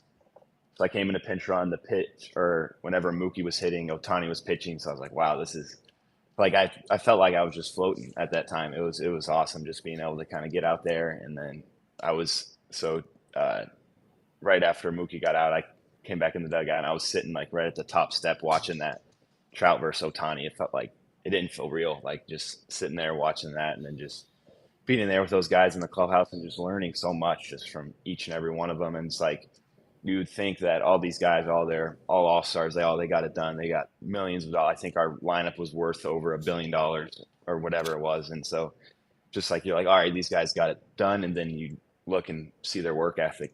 Oh, now you know why that these guys are all-stars every year. These guys are MVPs, like, because just the work they put in, the preparation they put in, it was second to none. So it was really, really an honor just to be a part of that, be around those guys. And then the coaching staff we had was unbelievable. Michael Young, D-Row, Griffey, Andy Pettit, Brian McCann. It was just awesome. I'm glad you took advantage of that because one of my biggest regrets, I pussed out. It was my rookie year. We were playing the Yankees at home. Our visiting clubhouse and batting cages were closed down, so the Yankees had to use ours. Talked to Jeter at second base and had some questions for him, and he's like, come meet me in the cages tomorrow or something so I could follow up with him. I think I opened the door, and it was just Jeter, A-Rod, and Cano hitting, and then immediately I was just like, nope.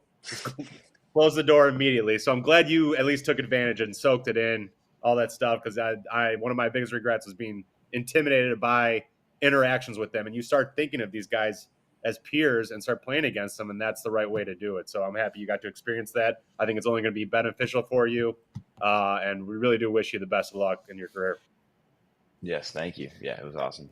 Wait, quick follow here. So when you entered that room, is it one of those, like, do you do it smooth, or is it one of those like, hey guys, what are we talking about? Or is it just like, oh, strolling in, my turn to hit the cages. Oh, go ahead, guys, you can go. I'll just kick back. I'm reading AJ's face. He's so being like, who the hell cares? But it was a rookie, and I just opened the door, and I was like, nope. No, I was surprised because when A-Rod was at the Yankees and we tried to go in the cage, he kicked us out because he didn't want anyone seeing his routine. I'm like, what? You're hitting off a tee. No other big leaguer hits off a tee. Yeah. Like, come on, dude. You're not that cool.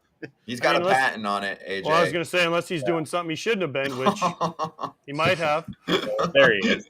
Wait, is the group chat still running, Bobby? That USA group chat, or is it quieted down a little with the season? Yeah, there was like a couple texts after opening day, and there's some little things, but nothing recently. So bring it back. Yeah, dude. Bring Maybe it back. not in the season, but in the off season, just like right day after World Series, you could just be like, you got to send like some GIF or whatever. I kept hearing back then like Kyle Tucker was like sneaky funny in there, and would send he was running the speaker in the clubhouse too, so we got the good vibes going in there. And yeah, there were some funny GIFs, memes, whatever you want to call them, in that group chat. Okay, so maybe especially after Trey hit that homer. There's some good stuff. All right, so maybe they're too competitive during the season, I feel like. I mean, plus they're busy, but right? Like, we're not, we're friends, but we're not going to be texting all day. But maybe it fires up again in the off season. Yeah, for sure. And yeah, I think so. But it was really cool, just the pitchers and the hitters, how like they got close, but then they also didn't get close because you know that you weren't going to face any of those guys. Yeah. And I think I'm 0 for like 26 against the USA pitchers because I was hanging around them too much. So I gotta change that out. Yeah, they're friends, Scott, but they're not that kind of friends. See, when you're a player and you have group text, Kip, Bob, you understand. Scott doesn't understand. But you have text and you're friends until then you're not friends anymore. You're friends, but you're not friends like that. It's called frenemies. Yeah, you can text each other, but then you got to face him. And like you said, he's 0 for 26 off the USA pitcher. So he's like, we're friends, but we're not really friends. Because if they were friends, he'd just lay one in there and let me get at least one. No doubt. Yeah, right. Hey, Bobby, awesome to have you on, dude. Really appreciate the time. Good chat. Keep doing your thing here in the second half, man. We'll catch you again soon. Yes, sir. Thank you, guys. Appreciate you. Bobby Witt Jr. from the Kansas City Royals. You too, man. Have a good one. Good stuff there. Yeah, I imagine that group chat maybe in the off season gets running again where someone's like, "Yo, I'm in LA. Who's around?" Something like that. I would swing so early in at bats versus friends. I just didn't want to. You just don't want to strike out too. So I knew one of the first couple pitches, the bat will be over. I'm swinging there. I'm putting this in play. You're not going to get me. I don't want to hear it from you. So some of them probably wish they had the scouting report, because if they did, they probably would have thrown you crap outside of the zone early on in at bats. That was probably part of the report, anyways. At least most people let you watch their hitting drills before games. So yeah, that's cool. Most people. Most people. Not all. There was only one that did that. Yes. Only one. Kicked Well, us then out. that's Whole why game. I'm surprised. Kip would have gotten kicked out, maybe. I don't know. Of that little group he was talking No, about. Jeter was too nice. Jeter would have said, "Hey, stay." Probably. Yeah, Jeter would have put his foot down and said, "Listen, I'm the captain. I'm the captain here. I'm number 2. My jersey's going on the wall." Yeah, no, that wasn't happening. Which would have been worth entering the room just to see that too, probably. But wait, why didn't you enter that room? Like it was like you were just like, I don't want to be around all those dudes. Like it was just intimidating. I was in the rookie season. I had only like a cup of coffee, not even a month or two in. You get to second base and you're talking to Derek Jeter for a second. It's a cool moment, and then you have a follow-up question. He's like, the pitch was going. He's like, "Let's talk tomorrow. Come find me in the cages." So I waited around. I saw him go in the cage. I go in there and it was just empty, but those 3 guys hitting. And at that time, it was just like, I was like, not yet. But I didn't know. I was like, I overthought it. I played it up to something bigger than it was. And yeah, wasted an opportunity. If Cano wasn't in there or A-Rod wasn't in there, like if it's just 2 of them. Again, I don't know. Yeah, it wasn't one of them that was more intimidating than the other. I think it was just all 3 together. And I think it was probably like, holy shit, I forgot my question, or holy shit, I was like, what do I say? You don't want to embarrass yourself or something, and you're worried about the wrong things instead of just taking advantage of the opportunity to talk to not only Derek there, but 3 great players. And yeah, it is what it is. I'd talk to him later down the road or stuff when I stopped worrying about that kind of crap. But I remember it was a big mistake to not go into that room. No, it's interesting. That's cool. Let's get in the weeds for a few minutes before we bring on Trey Mancini, one of the nicest dudes in the game. So I do want to try to jump. I want to get these in here first. So I would like to jump to the rookies. So we'll start with Grayson Rodriguez. Kyle Glazer from Baseball America has a little report for us on how Grayson's been doing down in the minors. Remember, he was called up early this season. Stuff-wise, one of the best prospects out there, and he's been highly rated for a while now for Baltimore, but it was not there for him early on. So they sent him down, and Kyle is going to run us through what we should expect from Grayson Rodriguez on his second go-round. Scott, the return of Grayson Rodriguez and how much he's improved is going to be one of the key storylines to watch for the Orioles in the second half. Rodriguez has always had really good stuff, but he really struggled with his command in his big league debut. He walked far too many batters, and when he was in the strike zone, he left way too many pitches up over the plate and got crushed. Opponents hit .292 off of him, and he had a 7.35 ERA in 10 starts.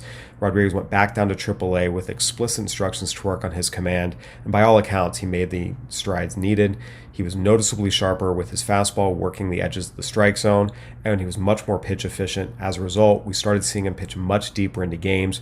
Rodriguez pitched 6 innings in 5 of his 7 starts at AAA Norfolk. That's an important number for him. Prior to that, he had only completed 6 innings twice in his previous 15 starts there. We saw the best version of Rodriguez yet. Everything was sharper, getting swings and misses with all 3 pitches, pitching deeper into games. If that version holds, he could be a big boost to the Orioles here in the second half and stay in the majors for good. Yeah, great. Whoop-de-doo. You know what they don't have in AAA Norfolk? They don't have Mookie Betts, Freddie Freeman, Will Smith, Max Muncy, JD Martinez, the first 5 hitters you face. You're facing Scott Braun, Mark Weiner, Claudia Olson, and some other guys in AAA that aren't quite the same. So, listen, no offense to the guys in AAA, but yeah, of course you're going to be sharper and you're going to throw more strikes because you ain't facing the best dudes in the world. You're not facing Mookie to lead off. You're not facing Freddie. You're not facing Will Smith. You're not facing Max Muncy. And then you're not facing JD, your first 5 hitters. So, yeah, it's easy to go down there and say, oh, work on command, throw more strikes. Yeah. Now, I'll be interested to see. If he comes up tonight and does it, I tip your cat, Grayson Rodriguez. Go for it. I hope you have a great career. But yes, there is a difference between AAA and the big leagues. There's a reason why that is the hardest jump to make from the minor leagues to the big leagues. Stadium's bigger, lights are brighter, and guess what? The players are just better. Also, he did say publicly, Kip, that he was tipping pitches when he was optioned first time around. Well, so that's just going to be throwing a that big out there. thing. And if he even creeps near that, teams are going to be ready and probably spot that. But I love the conviction of our locks of the day. I love that this is the guy we just bet against, that I have the money line Dodgers and to be over. So we're not wavering. We love the reporter. We wish him the best, and we hope he figures everything out because we like watching Baltimore succeed. But I'd like you to figure it out maybe after the start. Also, how do you say it? Norfolk? Norfolk? Norfolk. So you basically say "fuck" when you say the city. Is that Norfolk. true or no? Norfolk. Because when I said it, okay. So when I was on MLB back in the day, and I said it for the first time, and they were like, and he's been optioned to AAA. I was looking down at a piece of paper that a player had been sent down, Norfolk, and I was like, I just say "fuck." It's a cool stadium. The ball just goes nowhere at night. It goes right out in the water. Water kind of blows in, but otherwise, I like the stadium. Oh, so great place to not a great place, but it's just a good atmosphere. Like the crowd is good. No, great place for pitcher confidence. Oh, yes. At night. Excuse me, yes. Okay, cool. Let's also get to the other debut coming up. As we mentioned him earlier, Christian Encarnacion Strand coming to the Cincinnati Reds tomorrow. JJ Cooper from Baseball America, your thoughts? The Reds have called up Christian Encarnacion Strand, which another rookie who joins an absolutely bountiful rookie class for the Reds that starts with Elly De La Cruz, but Matt McLain, Spencer Steer, many others. So what are the Reds getting with Encarnacion Strand? Well, they're getting a guy who hits the ball extremely hard with an extremely aggressive approach that a lot of people logically would say shouldn't work, but has. He is one of the most aggressive, one of the best bad ball hitters in the minors. And you could say, okay, well, that's going to come back and hurt him, but Encarnacion Strand can rightfully say, well, it hasn't so far. He's hit 300 everywhere he goes. And when I mean everywhere, I mean AAA, AA, everywhere in the minors, going back to Oklahoma State, going back to JUCO, when he was playing junior college ball. Everywhere he's gone, he's always hit 300 or better. And he's hit for power. Now the Reds are going to see if that translates to the big leagues. And he's up. He's called up today. So I'm looking at our guy, C. Trent Rosecrans from The Athletic. He said he'll play both corner infield spots and DH. So he's at third when India is the DH, with De La Cruz at shortstop and McLean at second. He'll play first when Votto's at DH, with De La Cruz playing third and Matt McLean playing second. So you give yourself more flexibility, more depth, and obviously Votto at this stage in his career is not going to play every day. So I know you guys were saying, where's he going to play? I feel like if he hits, they're going to figure it out. A good player to have, and the flexibility really plays into his favor and the team's favor always. That's why you see teams gravitating towards guys who can play multiple positions. Of course, if you hit, they'll find a place for you. It doesn't matter. You can play. They'll put him at catcher if he can hit. They'll just like we need offense, especially after the 3 games we just saw in Milwaukee or against Milwaukee. But listen, again, it goes back to what I said earlier. It's timing for me. They just lost 3. Guess what they want to do? They want to give themselves another shot of energy. So what do? They call up one of their top prospects, Elly, McLean, Steer. They're like, oh, man, we played with this dude. We know this dude. Oh, he's here? All right, yeah, let's go. And even some of the veterans like Joey Votto's like, all right, another young guy. Let's see what he's got. So I like the move. I hope he does well. It just, is it enough? And the thing with him is the strikeouts have gone down in the minors. The walks have gone up this year. The chase rate's gone down. So he's made those improvements that's earned him this spot. We'll get into more on Encarnacion Strand once we see him tonight in action. Let's bring in Trey Mancini right now, joining us from the Cubbies. And how you doing, Trey? And where are you right now? I'm at my apartment in Chicago right now. Nice. How's Chicago life treating you, dude? It's great. Such a great city. One of the best. One of my favorite places to come as a visiting player. So to play here now has been really cool. So we love it here. Well, we appreciate the time, dude. Go ahead, AJ. You're Chicago. I was going to ask him what neighborhood, because me and Kip both know Chicago well. What neighborhood? Yeah, we're in Streeterville, so like right downtown. Like right in the heart of the city. So You know, when I was in Baltimore and Houston, we were a little bit outside the city, but I feel like in Chicago, you got to be downtown. There's too many good restaurants and things to do to not be down here. What are some of your favorite? Bavette's is probably my favorite restaurant. Good pick. Yeah, I love Bavette's, and you know, there's like too many to count, but Bavette's is definitely number one, I think. Russ Dorsey owes me a dinner at Bavette, so I'm waiting for him to take me there. So when you see him at the game tonight, tell him he owes me dinner. I will. I'll make sure to pass that along. And it has to be at Bavette's. I'm sure that'll be the first thing on his mind when he's at the ballpark trying to. Oh no, I'm gonna remember. I got you. Nice. I like it. Trey, listen. You know why? You know how I know he'll remember, Scott? Because he's from Winter Haven. Us Central Florida guys, we stick together. Okay, so you stay. I'm a Central Florida guy. Screw you. Yeah, but you didn't go through the grind of playing here in the summer when it's 200 degrees and playing doubleheaders in I'll Central be in Orlando Florida. tomorrow. Rough, baby. man. Was that Cleveland spring training site? Was that Chain of Lakes? Way back when? Yeah, Chain of Lakes Park, Winter Haven. That place. So I went to a lot of those games when I was growing up. That place was awful. Growing up, then did you watch them a lot? Like, was that your first or second favorite team? They were actually. Like, I probably followed Cleveland closer than any other team when I was growing up. Our whole town loved them, and it was so cool. I'd get out of school and go to, you know, a spring training game, see CC Sabathia pitch. You know, kind of, I saw him like right as he was bursting onto the scene. You know, at that time I was a really young kid, but it was so cool. They had such good players back then, like seeing Kenny Lofton, Travis Hafner, you know, so many great players. It was really cool. That place was awful. Let's be honest. That place it was rough. You know, as I've gotten older, I can't believe that was a major league spring training place for so long. Till like 2008 was their last year there. Yeah, I mean, you're in like one of the great ones now in Mesa with the Cubs, and then you look back and you're like, gosh, as a kid, I went to Chain of Lakes where there was like one field and the stadium was falling down. When you're in spring training in Florida, you're like, I got to go to Chain of Lakes. You're like, oh, please, God. Yeah, there's like alligators coming off the lake into the outfield on one of the fields. Yeah, it's crazy down there. Is that true? There were alligators in the outfield? I saw, yeah. Like we would play some high school tournaments there, and there were a couple gators on one of the backfields there one time. So, you know, that's typical in Winter Haven, though. Wow. Scott, don't tell Scott. Scott's scared of alligators. He's scared of alligators. He's scared of alligators. No, I just think like them being like the norm, like, oh, cool, there's an alligator right there. I think that's weird, you know? Yeah, like, oh, yeah, alligator just in the casual down outfield. there. Like, to me, my thing, Trey, that I'm always thinking about is I don't want to step on one. So, like, you know, if you're in the outfield, it's like, I don't want to step on the alligator. Or I went to University of Miami, and when I was there, they got rid of them eventually. Like, they had them on campus. I almost stepped on one night, and I'm just like, this is weird. Like, I don't want to step on they're an all alligator. over the place. It's not like stepping on, like, a bug or something. Like, this is a real freaking reptile that gets pissed off. Oh, yeah. Yeah, they get pissed.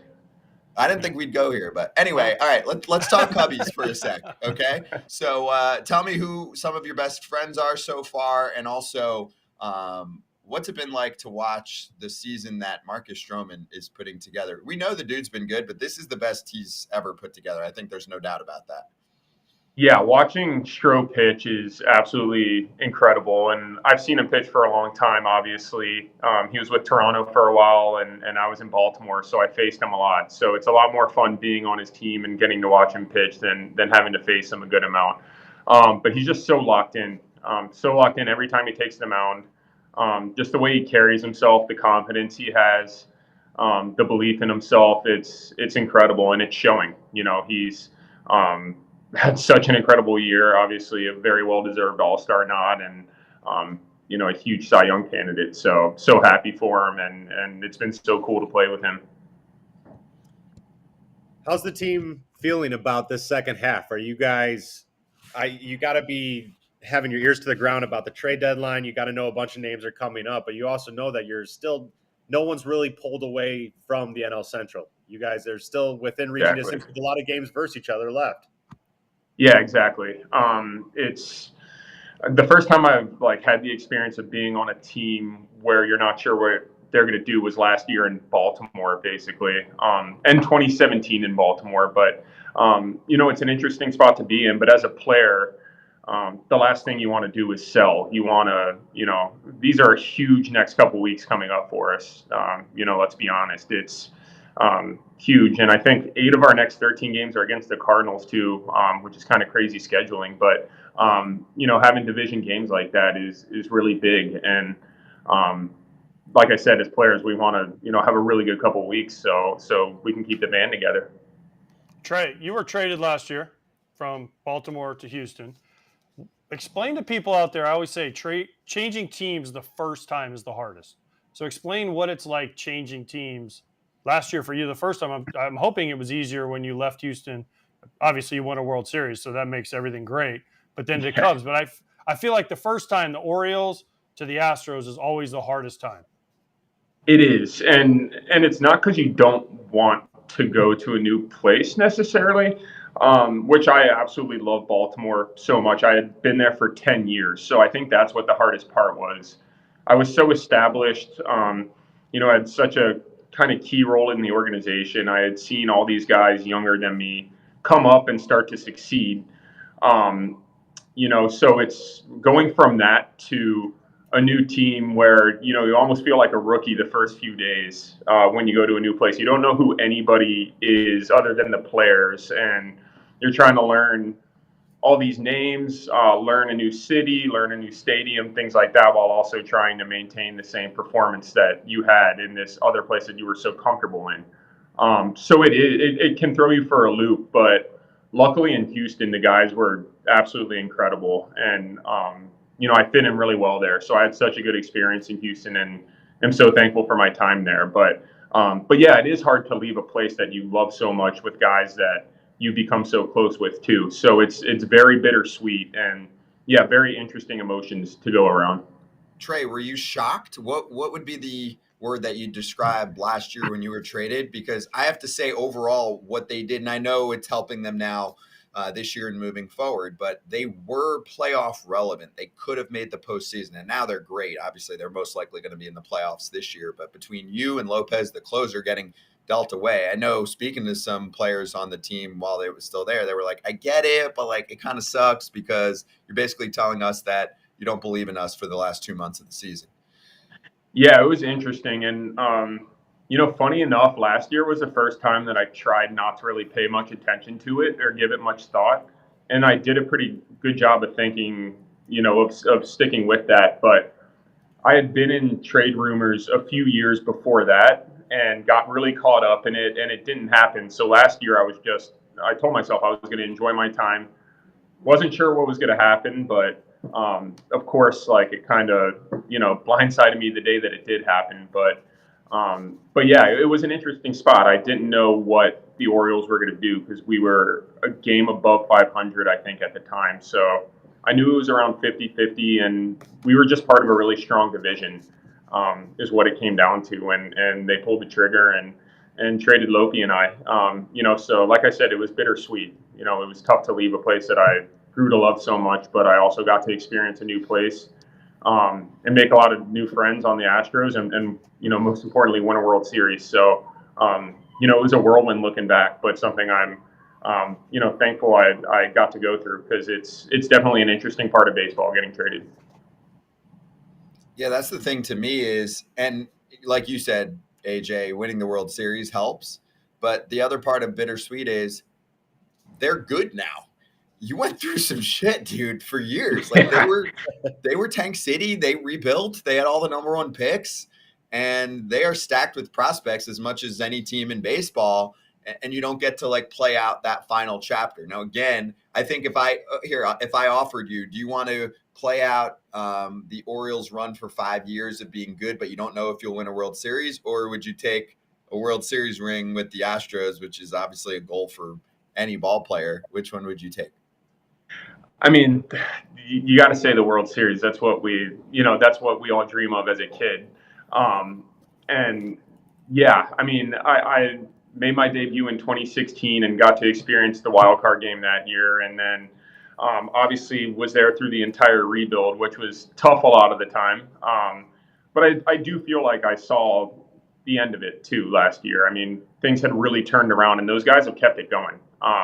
They are all like really good ball players, and a lot of these guys that had gotten called up towards the end of last year and this year too, they're studs. So I'm so happy for them. So I'd be remiss, like, to have any bitterness in any way, because I had such a great tenure there and ended on such good terms, and that's something that lasts for a lifetime. And I got to go to a new team and won a World Series. So the Orioles are just a team now that I happen to have a lot of friends on, and you always want the best for your friends. Do you root for them? I know you obviously root for the team you're on, but do you root for the Orioles now because of everything that you went through there? It's tough. Whenever you're playing, you just focus. I think last year after I got traded, I was kind of keeping tabs on how they were doing, and it was a little weird.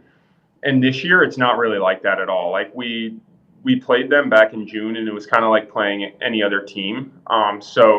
Obviously, I want success for like my friends that are on the team. Bullshit. You're like, screw you, man. You guys traded me. Come on here, He's not like that, AJ. Dude, everybody has a little bit of that in them. Listen, I know you won the World Series when they traded you to Houston, but in your mind, you're thinking, man, if they would have kept me, maybe we could have made the playoffs last year. Maybe we could have made a run. Maybe I could still be in Baltimore. But he won a World Series, dude. He just said he wouldn't trade that. I mean, dude, I understand. But how many players get a World Series ring, even if you're on good teams and all that, and you play for 15 years in the bigs or whatever it is, right? I understand that, but what I'm saying is when you play him the next time, because they did trade him, you're not like, oh yeah, it's just another team. Like, I'm so happy for him. Bullshit, dude. There's a little bit I'm of not. you. I mean, I want to kick your butt. For him, but I'm not like, I'm still playing, so I'm not actively rooting for another team in any regard. No. I understand that. Yes, I understand that. But when you played them, you said, oh, it was another team. No, that's what I'm calling. I mean, last year when I got traded, we played them, and I was like, I had like really rough series against them. I only played in one game against them this year, but I had a great game, and so it did feel good. I mean, I'm not gonna lie. So thank you. Yeah. Scott doesn't understand that part of it. Well, that's why this is a player-run show, obviously. Okay. But hey, one more about Baltimore last year. What did the guys say when they show up to spring training and somebody probably broke the news like, hey, so we moved the wall back and made it more difficult for everyone. Obviously, I'm guessing they didn't talk to any of the players. So was there like a moment? Because some people probably paid attention to the news, but I'm sure some players showed up and they were like, excuse me? Yeah, righty. Yeah, it was mostly Mountcastle and I, the two righties. Yeah, we were pissed. I'm not gonna lie, like we weren't thrilled about it. And yeah, the two of us, we were a little outspoken about it. I'd say the first like month or so, and then we got over it. But yeah, it was a big change. My jaw dropped the first time I saw it. It was pretty crazy. It's wild, but on the flip side, you look at their lineup now. They got a lot of lefties in there, and it helps. And it helped the pitching side of things big time.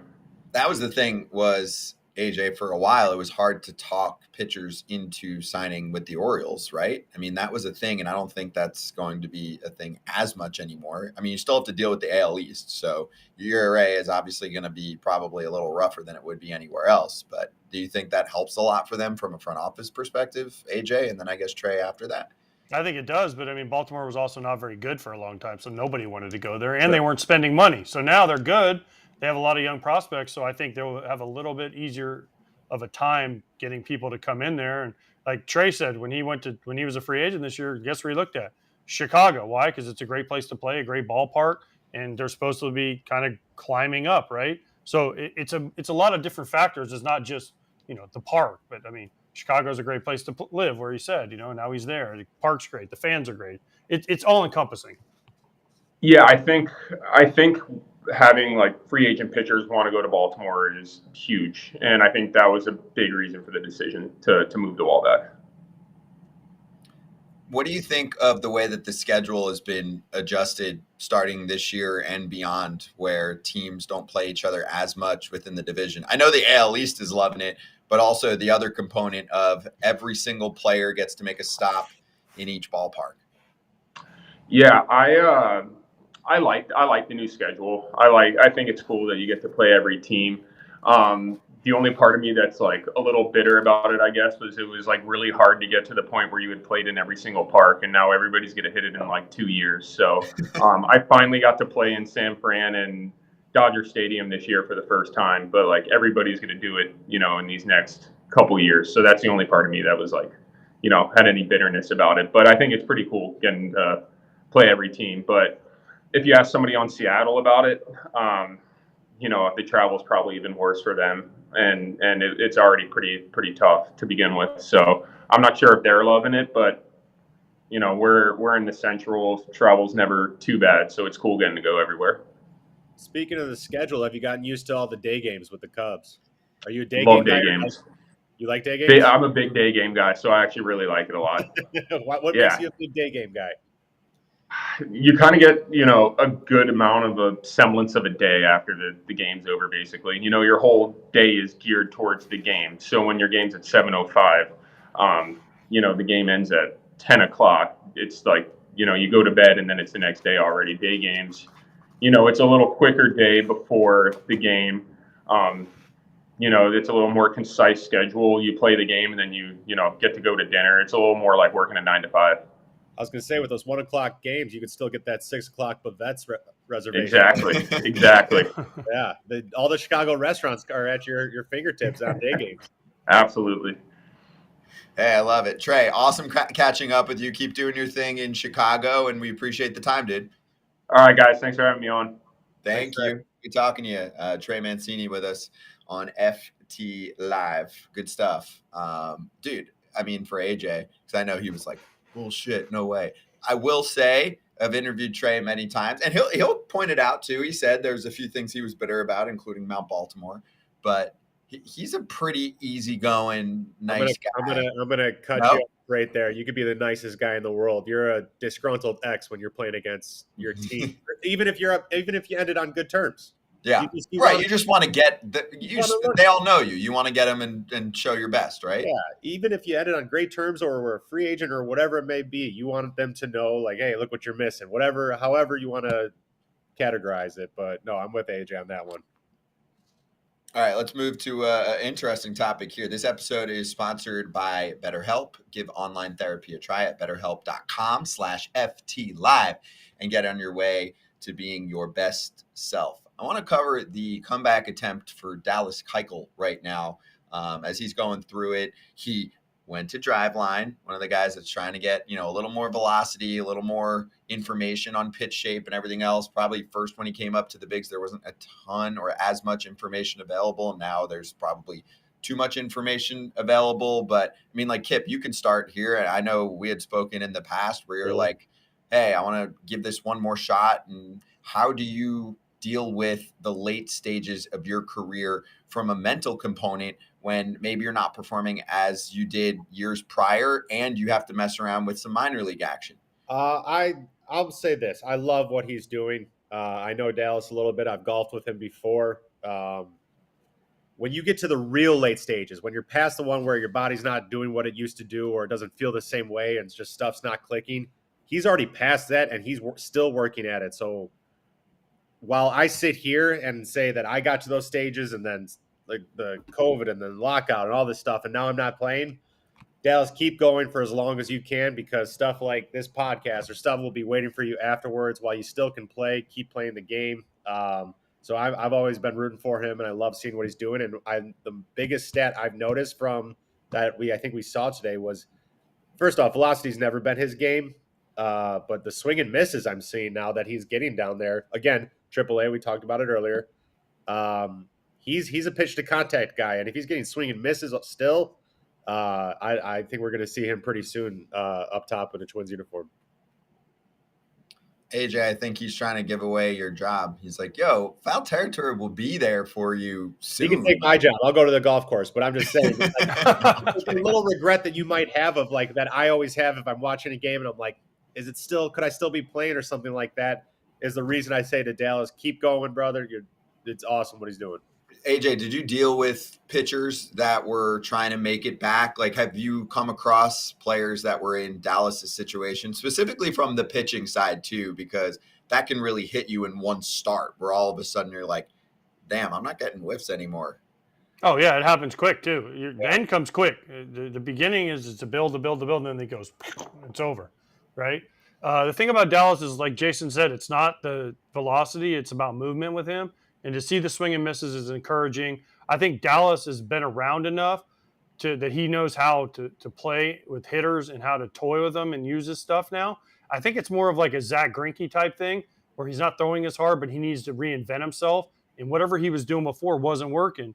And so now he's down there, and you take a step back and you say, all right, can I still do this? Now he came back, and now he's pitching, and he's doing well, and he's made adjustments. I don't know exactly the pitches or what he's throwing or how he's throwing it, but I guarantee you he made some adjustments, and he's learned to pitch differently even than what he did a couple years ago.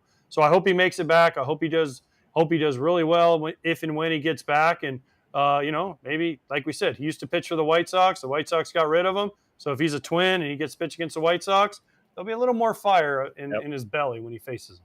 I like it. Yeah, we'll keep following it. We'll see if he makes it back up. Of course, sometimes you're just riding the injury wave too. I mean, if there's enough pitching injuries in the right organization where you're at, you're going to get the call up, right? If you're pitching well enough in the minor leagues. Some of it's timing. So we'll keep some teams like veteran guys too, especially down the stretch. Yep, that's true. Right. You bring up a rookie, he could be shook at this time of year if he's pitching for a contender. Some aren't, but some do.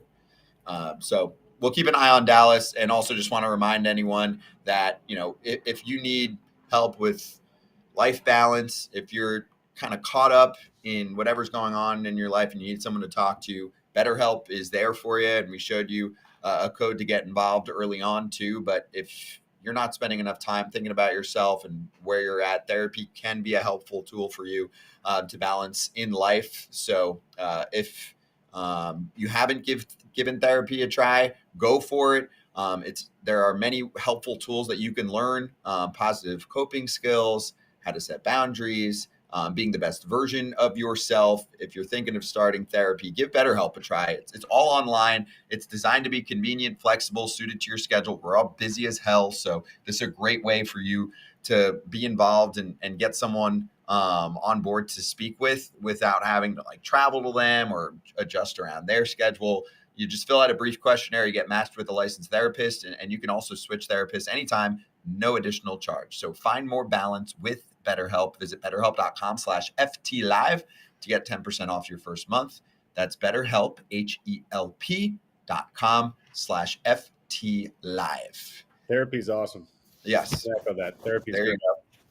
You go. You've been going for years, no? Oh, yeah. Well, not for about a year or so now. Okay.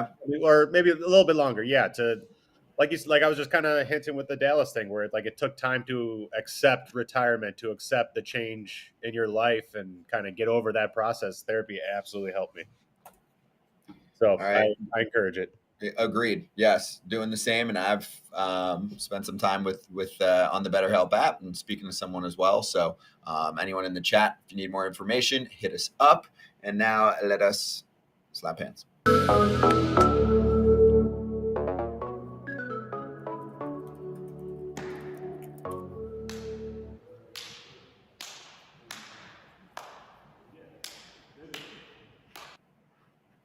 Shout out from me to Iona College for hosting me today. Whether he likes it or not, I'll be back in Orlando with AJ tomorrow. Boo. You're the thumbs down guy? Okay, you missed me. Whatever.